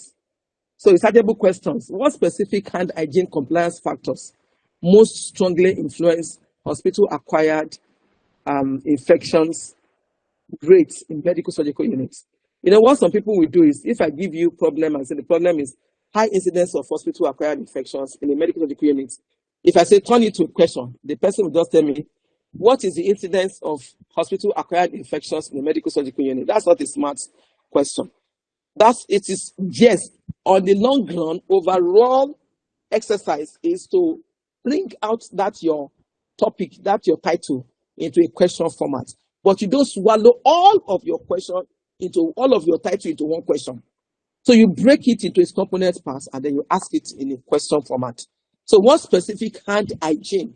Hand hygiene is an essential factor in hospital-acquired infections. Number two, how does the introduction of alcohol-based hand drop stations affect the frequency of hospital-acquired infections among adult inpatients? Now, this question is showing to me that I'm going to be looking at hospital-acquired infections, and one of the activities I'm going to be doing is introducing an alcohol-based hand drop stations, not just directly carrying my title and reversing it to a question format. Why that is smart, but it swallows up all the other variables inside of the topic. What's the relationship between nurse workload, patients per nurse, and hospital-acquired infection occurrence? So you see, I've introduced variables of hand hygiene, alcohol-based hand drop, and nurse workload in the question that I'm asking, which, looking at the problem, you may not see. Having another problem out there, say, if I have about 30 minutes more, I could be asking you to tell me to generate your researchable questions. And I will encourage you to do this as an exercise and submit to our CEO or to my co-facilitator. Identify 2 or 3 research problems and then develop research questions from each of them. Increase patient force in a geriatric ward. Are, how effective is hourly rounding compared to routine round in reducing falls among geriatric patients? What patient characteristics are most predictive of falls in hospitalized older adults? How does the use of bed alarms influence fall rates in patients aged 65 and older? If I ask you, all of you or most of you will have told me increased patient force in the geriatric ward is a problem. So my research question is, what is the rate of patient fall in a selected geriatric ward? How beautiful that sounds, but it was swallowed up with a lot of other variables that are embedded in patient falls in geriatric ward. So hourly rounding, patient characteristics, use of bed alarms are variables that are hidden from the problem. And then the research questions have brought them out. Poor pain management among postoperative patients. How does nurse-led patient education influence patient scores in postoperative patients? What is the impact of multimodal analgesia on pain control within the first 48 hours after surgery? And how do nurse-to-patient communication strategies affect patient self-reported pain levels? So these are the research questions on the problem of poor pain management among postoperative patients. So types of research questions, quantitative and qualitative. Qualitative are exploratory questions, predictive questions, and interpretive questions. From PQSA since 2007, you can get this. Whereas quantitative questions are descriptive questions, comparative questions, and relationship-based questions. And if you look at them, qualitative questions aim to explore to understand, interpret social phenomena, experiences, or meanings from the perspective of participants. Whereas quantitative questions, in contrast, aim to measure, to quantify, to test relationships. I've explained all of this before, but just to drive home the point that qualitative are open-ended. They give you opportunity to provide rich and robust descriptive data rather than numerical measurements. And the focus in qualitative is on how, why, rather than how many or how much. Whereas on the other side of quantitative, the focus is on how much, to what extent, how deep, what is the relationship between variables, and so on and so forth. So qualitative questions: how do patients with chronic pain experience and cope with pain management in a hospital setting? How do newly graduated nurses describe their experiences during the first 3 months in an intensive care unit? That is qualitative. How do. So when you are doing a qualitative study, you cannot tell me, is there a significant relationship? No. Because you want to tell me what is observable, what is lived experience, and so on and so forth. On the other hand, quantitative is talking about, is there a significant relationship between nurse to patient ratios and patient satisfaction scores in intensive care units? Or does the implementation of hourly roundings reduce the number of patient force in the medical units? So descriptive questions, relationship-related questions, comparative questions, comparing the frequency of two things in quantitative, whereas in qualitative is exploratory questions, questioning how a product is used or what people believe about a given issue. What is your feel about engaging bandits?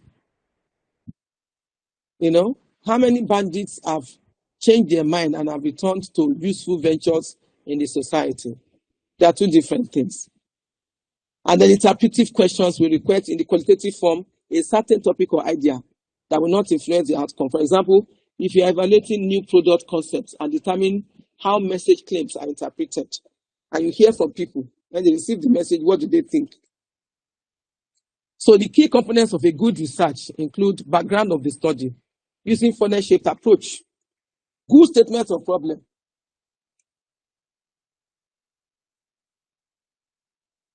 the objectives that you have stated in your research objectives, the scope, which is your delimitation as opposed to your limitation, the significance of the study, why, how important is this study, the questions that you have raised and the hypotheses that you have generated, and how you have optionalized your key terms, either conceptual or theoretical framework. Very important. And then the background, the essential element of an introduction. That background should give a broad context for the study by situating the topic within existing knowledge and current debates. Many people, if you don't use funnel-shaped approach, you know, the top most level is wide and broad. The mid-level is broad too, but not as broad as the uppermost surface. And the inner circle is very narrow, and then it points the liquid into whatever, it channels it into wherever it is, the receptacle is. Very important is that you ask yourself, what is the broader context that I can create around this phenomenon, around this topic? What existing knowledge can I provide? What is the current debate surrounding this? And then you can't do all of this without serious review of literature, without defining the concepts and you understanding the concepts, and then making your readers, the consumers of your findings, to understand it, to have the same meaning as you, who has found out what the meanings are. So you must provide a social backdrop that will make that research meaningful to whoever is consuming it.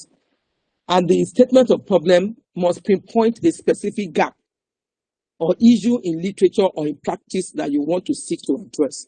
If it's not well crafted as a statement of problem, then the rest of the introduction will not make meaning. But if it is well crafted problem statement, then it guides the rest of the introduction by focusing on a concrete issue that needs investigation. Everybody reading it will be conspicuous that, wow, This truly, something has to be done about this. Oh, wonderful. This has been hidden for a long time. There must be a solution. That's what will be going on. And the aim of your work is where you try to explain what exactly you want to accomplish in this work. So your purpose will give direction, it provides the study, and connect directly to the problem statement. That's where you frame it in such a way that the last statement in whatever you are stating as your statement of problem will give us the purpose of the study. And you now blow it out when you get to your aim by giving us the broad objective and then the specific objective. So it connects directly to the problem statement. If you write your statement of problem and it's in dissonance with your aim, then there's a problem. And the research objectives, of course, I've talked about that one. You break down into specific measurable actions that you are going to follow in achieving the big, broad goal that you have stated. And you now sharpen it further with your research question by making sure that the research questions are researchable and you have used your smart questions, formats, your specific strategies, relevant and timely and all of that. Then they reflect all those questions in such a way that gives a roadmap to the study. Usually at the end of the introduction, signaling to the reader exactly what the researcher intends to answer, and that's from Tracy in 2024. In conclusion, health research is fundamental to improving patient care, to guiding evidence-based practice, to addressing critical challenges in healthcare delivery, to identifying significant research problems, to developing focused, researchable questions, healthcare professionals, to help you as a nurse to generate valuable knowledge that informs your clinical practice, that shapes effective interventions, and ultimately enhance patient outcomes and the quality of care. And this is where I said I'm going to bring to you my story. I've tried to save some time to be able to tell you my personal story. And this story I want to tell you, I don't know how many years ago. At least the time, maybe about 25 years ago. Maybe about 25 years ago. Well, no, I think it's about 13 years ago or 32 years ago. Yeah. I had this very close family member died of a specific type of cancer. And I didn't hear any doctor mention anything about some things that I learned later on. And it aroused in me some interest. Why is it that they don't know about it? Is it that they've not been taught? Is it that they didn't want to break bad news? Is it that they didn't want to bother anybody? So I began to read about it. And I read a lot that I decided to go and take up a second PhD. Can you still hear me? Yes, ma. Can I hear you, ma? Yes, Yes, ma. ma'am. Oh, Yes, ma. thank you. Thank you. Just follow my trajectory. Thank you very much. Fantastic. Because I'll give you a chance to ask questions. I will finish this story in the next 2 minutes. So I can have 15 minutes for questions and so on and so forth. So I'm talking about really getting interested in digging deep into that. So I think the best way for me is to go and do an academic exercise. So I began a second PhD. And in the beginning of that second PhD, I followed all these processes that I've taught you. I went to begin to engage stakeholders. What is cancer genetic counseling? Where is it being practiced? Who are the people who are doing it, who are doing that? Where on this planet are they? And everywhere I go to, they were pointing me to one person. Oh, if you want to know about this, go and see this person. She's a Nigerian. She's in this university. If you can get her, you'll be able to do it. So I began to search for her till I got her. And I told her I'm interested in running PhD. She said, you don't need 2 PhD. I said, no, that's what I want to do. I will be able to invest so much into it.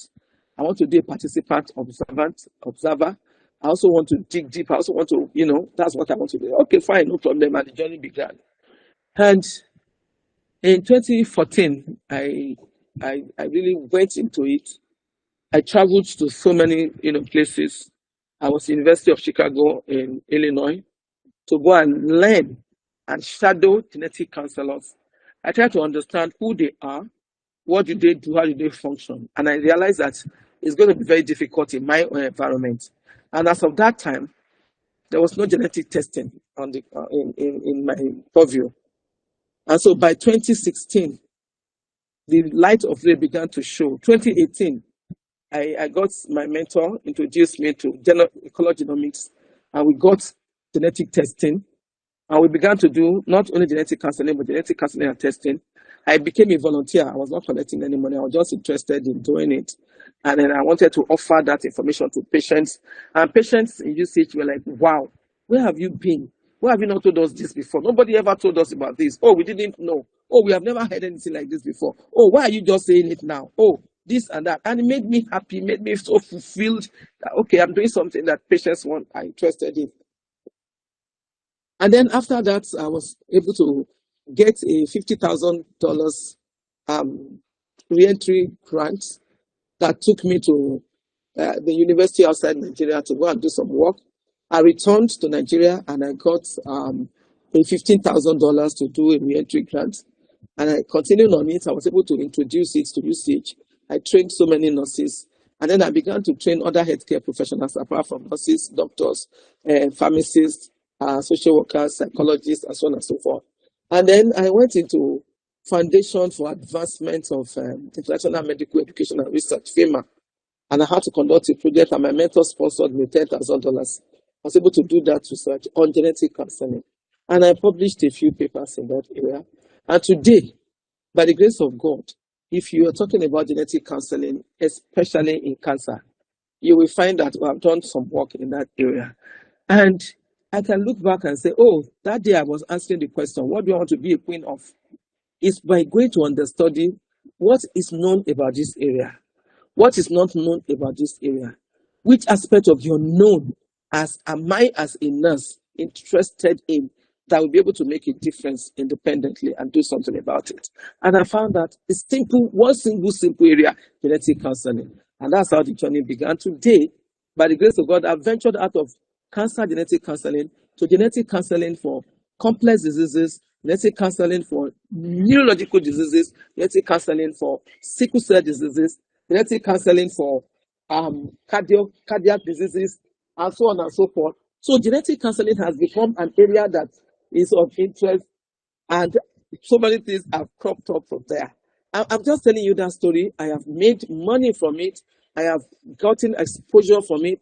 I have had the opportunity to make a difference in the life of the patients I've interacted with. I've had interaction with my mentor. I've had opportunities to get exposure. I've had opportunities to make a difference. I've had opportunity to, I'm writing a book right now as I speak with you. By the grace of God, this year I wrote 2 books. And so next year, the books that I'll be writing, I've started this year, and I'll be dovetailing into 2026. It's going to be on. It's going to be on genetic counseling. And it's because I sat back and I said, it's been a decade, 2014 to 2024. It's 10 years journey on genetic counseling. So what I'm trying to say by all of these stories that you can begin your own journey today. Your journey can be that this is what I'm interested in, this is the area I want to look at, and this is what I want to become the queen of in the next 2 years, in the next 5 years, in the next 10 years. And I just want to wish you all the best in this journey.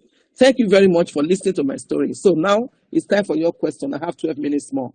Question. Where we are going to have to eat tough is if you don't ask me questions, because I'm going to be asking you questions now. If you don't ask me questions. The floor is open in the next. Yes. Put your questions in the chat box, please. If you know you don't want to use your mic, you can type in the chat box. Good evening, ma. I have a question, ma. Go ahead. My question is that as student nurses, while doing our research work for our projects and case studies and all of that, do we have to restrict our work to our school, like to the student population in our school?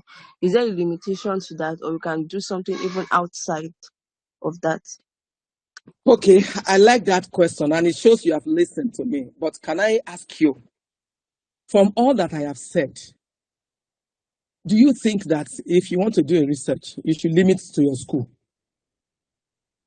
Just answer yes or no. Do you think From all that I have said now, if you want to conduct your research, you must limit it to your school. Like me now, if I want to do a study, I should limit that my study to University of Ibadan. Do you think so? Just say yes or no. No, ma. Yeah, why do you say? Why do you think? Why do you say no? I do not think I believe a research work is for everybody. The knowledge should be something that should bring knowledge to everybody generally, not necessarily a defined group of people. Excellent. You just answered the question. The question is because people, students, and every majority of the people just go ahead to look for what people have done in the library and copy that and say that's what they want to do. Oh, yeah, let me go and see what people have done, oh, and I will just do something like that. So if somebody has done knowledge and attitude of nurses, of final year nursing students about tobacco, then me, I will do my own about knowledge and attitude of loud tech students about tobacco. No, it must be that is why the work does not go out of the bench. If you have a problem that you have been ruminating about, problem that has been troubling you, has been bothering you, you have been worried about in nursing care, in nursing education, in nursing, any aspect of nursing, that will be what you use opportunity. I just told you my story. If I had decided to go and start publishing and start working, it won't work. But because I decided to do a PhD work, I said, I am going to do a PhD on this. I know it's going to take my time, it's going to take my money, it's going to take my energy, my everything. And I was committed. I know at the end, because it has to follow a structured timeline. It's not something that I will say I'm going to do. And at the end of the day, I will not do it because there's nothing chasing me. That's why I did it. So if you have a research that the problem is coming from nowhere, there's no problem anywhere, you just went and picked somebody's work, of course it won't go anywhere. So the answer to your question you have provided it, and I'm very grateful to you for answering intelligently. No, you are free. You are the investigator. You are the one who says that this is the problem that I think is going on, and I am interested in providing solution to. And it is you who want to bring that. You can ask me, if I put that problem and it is not in the school, will it be accepted? Why not? It depends on you and your supervisor. Usually I tell my students, go and write 2, 3, 4 topics and bring them to me. And when you bring the topics, I will ask you, why do you want to work on this area? If I see that you have just gone to copy somewhere, I will cancel all the 4. I'll tell you to go and think about a problem somewhere that you are interested in providing solution to. And I will ask you, do you want to eat from this work? Do you want this work to be a culinary work for you that when you come for your master's, you want to continue and continue to your PhD level, and then go and think properly and identify a problem that you want to provide solution to. You are likely going to do well with that kind of thing. That's what they call original research. You are the one that conceptualized the idea.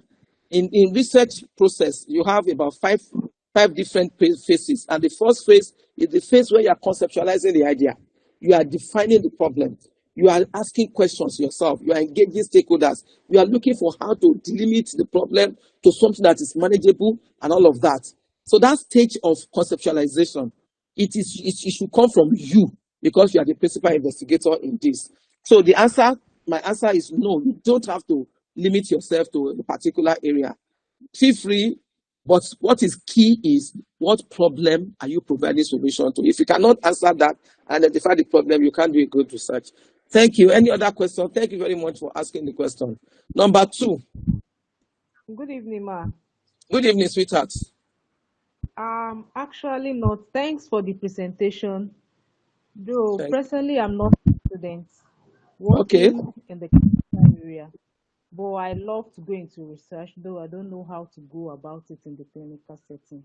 Ma, can you please shed light for those of us working and we are out of school for some time, but we don't want to be redundant and just continue with our clinical setting. But how do we go into research being on the ward? Which unit do you work? O&G, ma. Okay, O&G. What's your research interest? Mostly abortions, because I know we have issue with management of abortion. The way they are managing it in my facility, sometimes it gives me a headache. So, and a lot of things are happening in that area that I really love to go there's a better way that one can look into it through research findings. Please speak louder. You are fainting out. Okay, I said abortion, majorly Okay. abortion. Okay. The management of it, the rate at which is coming is increasing in the recent time, and likewise the management is more or less like the archaic management. So if there is no, when you go into research, you see more things than the way people are doing it. But my issue is, who will be my supervisor? Who will I meet? In the, everybody is just 8 to 4, 4 to 8. We do our work and we go home. How do we go into research for those of us working and we are not in school? Okay, thank you very much. I like your passion and I like your question. And you have made it easy and simple for me because you already identify an area that is giving you headache. That's where to start from. If anything has not started affecting your sleep, if you have not started sleeping and waking up and thinking about that same thing over and over, it's not yet a problem.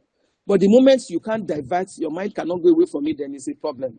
So an abortion is a fantastic area, and it spans through clinical safety of the procedures, efficacy of the procedures that are followed, drugs that are used in the procedures, management of pain, management of psychological sequela that accompanies it, public health implications of doing it one way and doing it the other way, of maybe on safe abortion, the impacts of abortion, the access to care.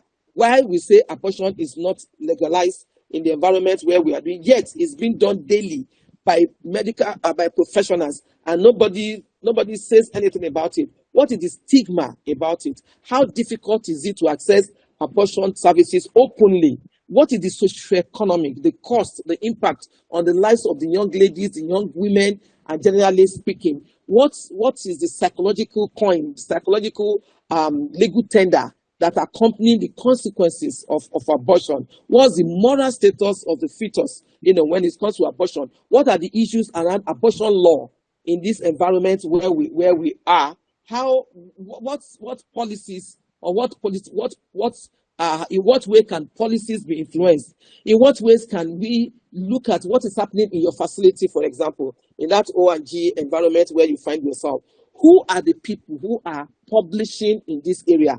What are the key topics they are interested in? Are they interested in addressing disparities? Are they looking at vulnerable populations? Are they trying to understand the long-term health implications and consequences? Are they trying to look at restrictive laws? Are there pharmacists who are interested in medication regimens? Are there people who are interested in comparison studies? Are there people who are looking at, how effective is the kind of management regimen that is followed, the long-term care that these individuals that are exposed to abortion maybe in their 20s, in their early 30s, what becomes of them in their 40s, in their 50s? I'm talking about the long-term care. What kind of outpatient medical facilities are available for those people who engage in abortions before or at 12 weeks compared to those who have late abortion? I had a student who somebody asked to come and talk to me, and I tried to talk to her. I said, come, it's not a big deal. Pregnancy has happened, it has happened. And the best thing for you to do is to carry this pregnancy. But you are the best person to make your decision. What's your best choice? And he told me the choice. And I said, what hindrances do you have? She said she would like to carry it. But her mom is a limitation, that her mom has removed 4 different pregnancies for her. And that she was ready to carry the pregnancy. So I said, can I meet your mom? And I met the mom. We met and we talked and everything. And at the end of the day, all of us agreed. I even promised to be responsible for certain events and so on and so forth. And they left. And at 27th week, they changed their mind. I just realized that I was not seeing or hearing from both the mother and the child. And by the next time, I will say the pregnancy is off. And that was like the 5th pregnancy. So what will happen to this person somewhere along the journey of her life who is interested in that kind of a thing? Do you have to talk about infections, ectopic pregnancies in future, public health concerns, barriers to case, vulnerable population, socioeconomic and ethical research, and so on and so forth? So from all of this, we start from that clinical setting. from where you have a lot of abortions happening. That's the best, very fertile ground for you. But the first thing you want to do is who is working in this area. Maybe the first thing to do is to look at what interest of all this that I've said, what ignites passion inside of you from all these things that I've said. If you have not yet identified that, you may need to read more. You may need to ask yourself personal questions and come up with those things. And then when you are done with those areas, whether you're in a practical hospital setting, whether you are in prisons services, whether you are in mining under the ground, whether you are in space, air travel, nursing, wherever you are, it doesn't make a difference. Research is research, whether it's in practical, whether in practice, in education, in academics, in what have you. It is the same. The process is the same process. If I take you through all the processes, there are about 18 to 20 steps you follow. But all of them are, grabbed together under 5 different phases that you need to, to embark upon to be able to conduct your research from the beginning to the very end. But what is important for me is in the practical, in your clinical setting, that you have abortions happening and you have something that are bugging your mind and giving you concerns. One, what specific aspects would you like to settle in? Where are the problems? Where are the challenges? Where are the gaps? What literature have you searched in this area? And where are the gaps that you have identified in this area? What is known about that area? What is not known? And what aspect of the unknown would you like to settle for? And then by making up your mind with all of this, you know the kind of stakeholders you want to engage. And you engage stakeholders. And you can decide to just start by writing something as simple as straightforward as just describing what is happening without violating any ethical, legal, and social issues, and then documenting it. You can decide to share your experience. You can decide to meet up and combine yourself with somebody who is at a policy level and try out of whatever, anything. And I'll give you one example on that.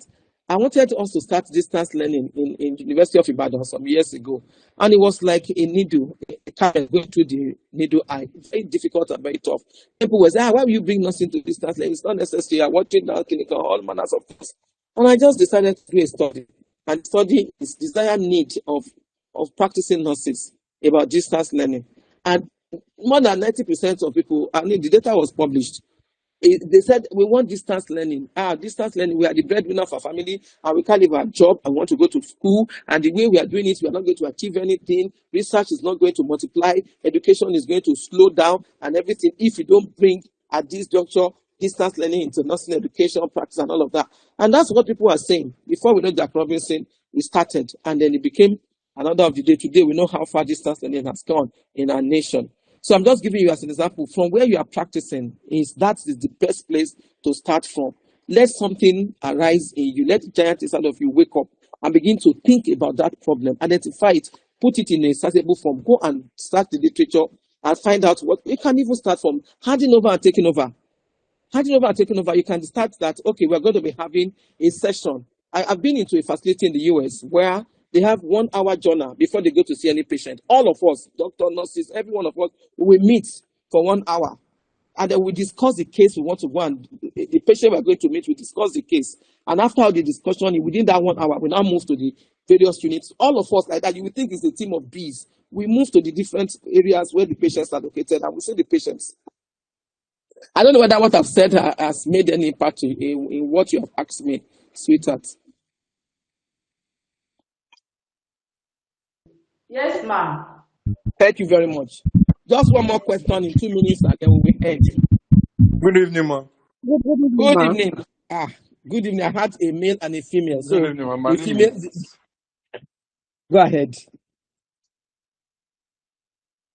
All Your name? right. Good evening. Good evening. Okay. Okay. Favor can talk Okay, don't first. worry. I'll Favor take should 2 of talk you, first. but let's take the female first. Favor should talk first. All right.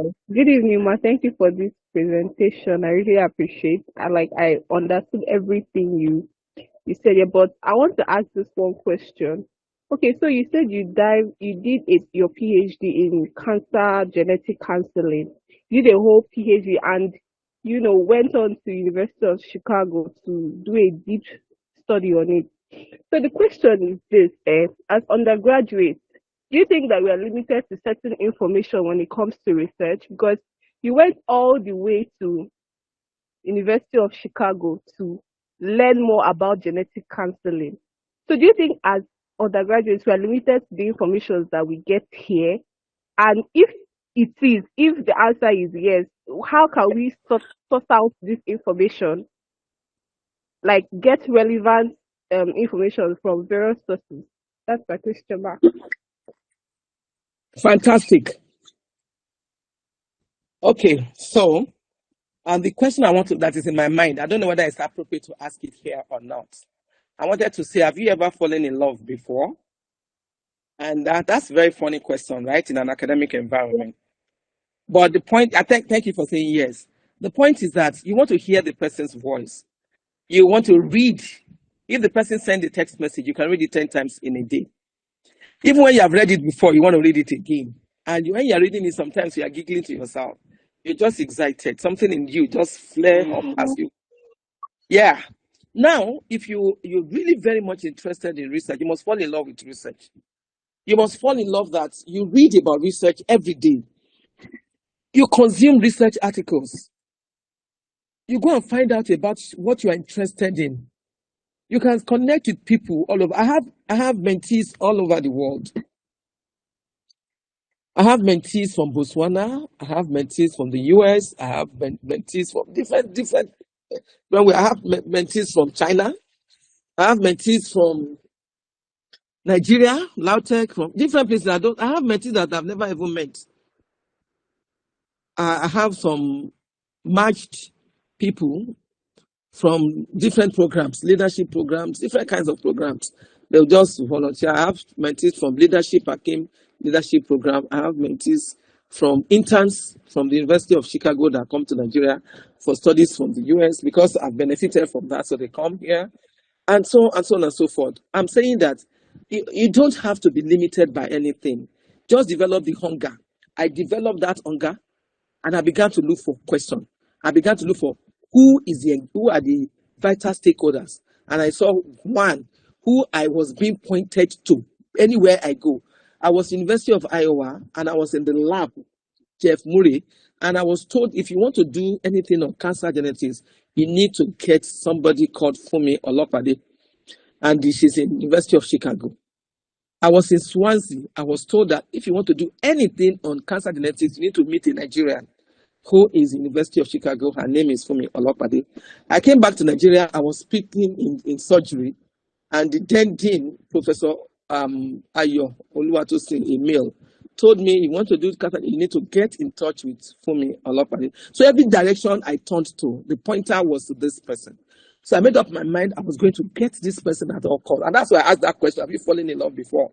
And so I composed a mail. And that mail is, good afternoon, madam. My name is Priska Olabisi from Nigeria.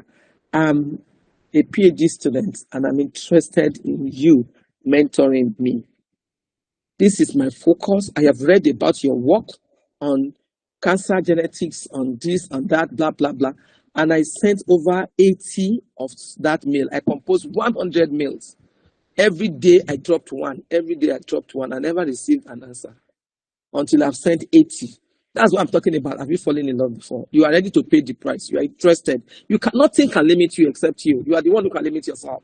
If you made up your mind in those days, there are limitations, okay? Where you come from is your limitation. No, not any longer. Because the whole world has become a street, no longer even a village, it's a street. Just go there and identify who you need to identify. Get in communication with that person. Make sure you are not into 419, you are not into anything that is illegal, illegitimate, or unrighteous of any sort. Make sure you are in pure academic, you are in correct, legitimate access, and then do it and get people who can help you. There are 1,001 people who can help you out there in various universities in the world. And you can get scholarships now, unlike then, that can assist you, that can help you. You can get admissions. You can be here and somebody is tested in supervising you from another universities. You can bring them together with your supervisor and you're doing a great job. And when you are done, you do a fantastic work. You publish it and people start looking for you. Generally speaking, you publish at least 10 minimum in a particular area before you begin to call attention. People, if you have 10 publications and all those 10 publications are in 10 different areas, it doesn't say anything. Nobody's looking for you. But if you have 10 publications in one area, then it's saying something. You are beating the drum in a particular place. It will produce a sound. So, sweetheart, nobody is going to limit you. If you want to, like, that's why I gave you that experience of mine. I was the one who decided this is what I wanted to do, and I made up my mind I was going to do it, and it's not stopping now. And nobody is going to stop you. Trust me, and I mean it. Nobody can stop you except yourself.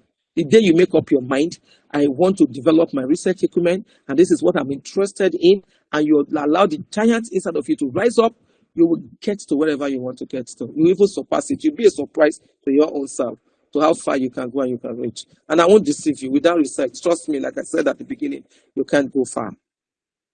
So it's a determination, it's a must.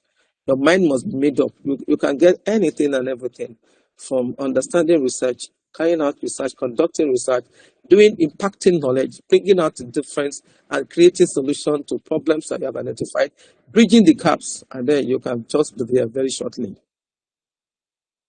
All right, thank you, Ma. You're welcome. Victor, you can ask your question. That's the last question. Good evening, ma.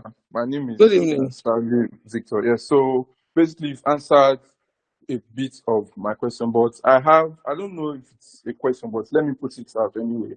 Yeah, so I have this issue where I noticed that when you are interested in certain areas, for example, the area, for lack of a better word, has been slugged properly, especially in the Western world where they have much more access to resources. So, for the most part, when I look at some of these problems, for example, my major interest is child and adolescent mental health, particularly learning disorders in children, that is autism, ADHD, and the like. Now, whenever I look at literature, the West have really gone far. I mean, they've researched these things. So for the most part, they are stuck in the phase of implementation. So I have, let's say, three questions. First, which you've answered partially, is finding somebody who can guide you in this.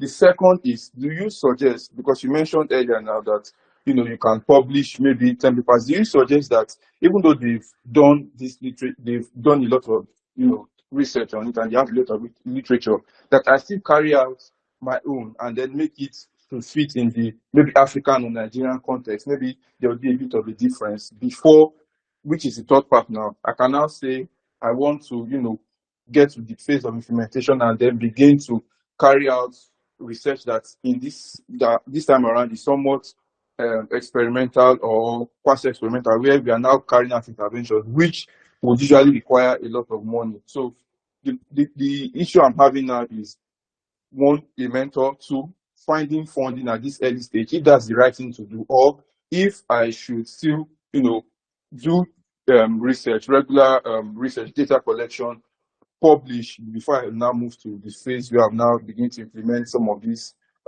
solutions to these problems. Okay, fantastic. I'm very happy about this hunger that I feel.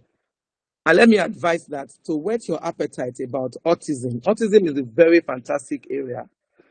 Because my husband is a professor of psychology, I definitely hear him talk a lot about that. But I don't have individuals who are interested in doing anything in that area. And I've also seen that it's becoming more rampant these days than it used to be in time past.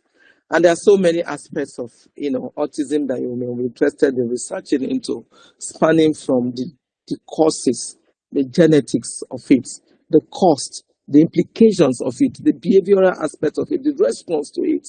Even by elites, you have professors who have autistic children, and you see their attitude and they react to it. The early signs, the biomarkers, the genetics part of it. There are so many things that autism presents that if you're interested, in conducting, you can. But remember what I told you. To become, I always give this example. You go to American embassy and they tell you don't have travel history and they don't give you visa. And the question is one day that you will travel and you will get that visa and you will become a first-time traveler. And then subsequently, you become a person who is established in traveling and you now become a frequent flyer. But if they don't give you visa one day, there's no how you're going to become a frequent flyer. And then they will keep denying you because you don't have travel history. Now, so nobody's going to give you money to do any work if you say you are just beginning. This is the first step, because money is a spirit, and many people understand that when there's money in your hands, there are so many things you can do which you yourself don't even believe you can do. So your integrity is put to test. So many people will not want to give you money to go and do anything until they have tested and they have proved that honestly and as a matter of truth, you can do whatever you say you want to do when money is given to you. But one of the things that can provide empirical value is if you say, oh, for example, you want to do something about technology in the area of autism. If you say you want to do mobile health, mobile nursing, mobile whatever you want to do in the area of autism, if you're interested in finding out the lived experience of young people, of adolescents themselves who are autistic, it may be adults, but it is possible. Or if you want to look at the mental health implication or the impact of it in the society, or the stigma that is attached to it, or the education development of the educational development of autistic children, or you want to look at methodologies, for teaching and for reaching out to them, or you want to look at areas that are not frequently focused, like neurobiology, even as a nurse, or immune responses, to autism and all of that. But the question is, should you just go ahead and then start contacting people? Absolutely, yes. You need to contact people, engagement. You said that partially tells what you have said. Two, should you now say that, okay, autism, I will just go and start developing an IT for grants? Nobody's going to give you money if you have not identified yourself with an established researcher. And it's very painful, but that's the truth. I won't tell you lies. The best thing to do is to find yourself in a group. Find yourself in a group. Find out who are publishing in the area of autism. What are they publishing in? And find the one that aligns with your interest and join. If you want to start by yourself and just want to write to NIH or write to whatever session that is funding that, you are not likely going to get that grant, because people don't believe in one person any longer. Solo research and solo identification is no longer sellable. It is multi-dimensional, multi-centric, multi-professional, multi-discipline, and so on and so forth, interprofessional. Those are the kind of things that sell and attract grants these days. So if you identify somebody is a microbiologist or somebody is a molecular biologist and is working on maybe identifying specific genes and gene environment interactions, you can decide to participate in that kind of research. Or if the person is interested in environmental exposures, maybe prenatal factors, pollutants, medications, anything, or birth complications, or maternal health, or parental age, anything, maybe the person is a psychologist, and you co-design or be a multiple PI with that. It gives you more relevance, more visibility, and all of that as you develop your own gratis to be able to, write for whatever you want to write and get it. There are so many things. Many people are looking at, physiologists are looking at pathways. They are looking at cholesterol, for example, role of cholesterol, role of biochemical factors, and that's not your area. But you can decide to participate just to know what is happening. There are investigations that are going on. There are interventions, early diagnostic interventions, early markers, biomarkers, screening tools, and so on and so forth, intervention support systems. You can find yourself in therapeutic approaches, efficacy of a particular approach compared to others concerning the people who are. There are apps that help to develop social skills of autistic individuals. There are assistive technology that can be used, like certain specific iPads that are developed to those people, and other tech devices that are useful for all those things. So you can decide to say, okay, I want to join those individuals, and then you make your voice known. So you have been identified as autistic researcher. No matter what you are saying in a group that is publishing, they will have a place where they say, what is your role in that study? So when they are searching for that study, your name pops up.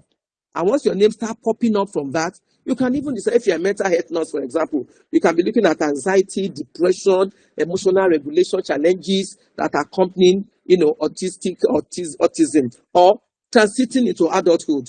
The experiences that an adolescent will have trying to become an adult, and many things that you can look at. So the first, what I will say is, one, identify who are working and publishing in this area. Two, find out what research is going on in your environment about autism, and then engage, join, participate, show interest, volunteer.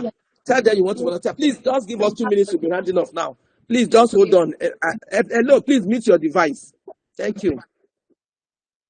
Okay, so by finding out what is happening in your environment about it, who are the people working on autism in that, wherever you are now, find out who they are. You can use known approach from them, reach out to other people outside that environment, and be able to engage and participate, volunteer.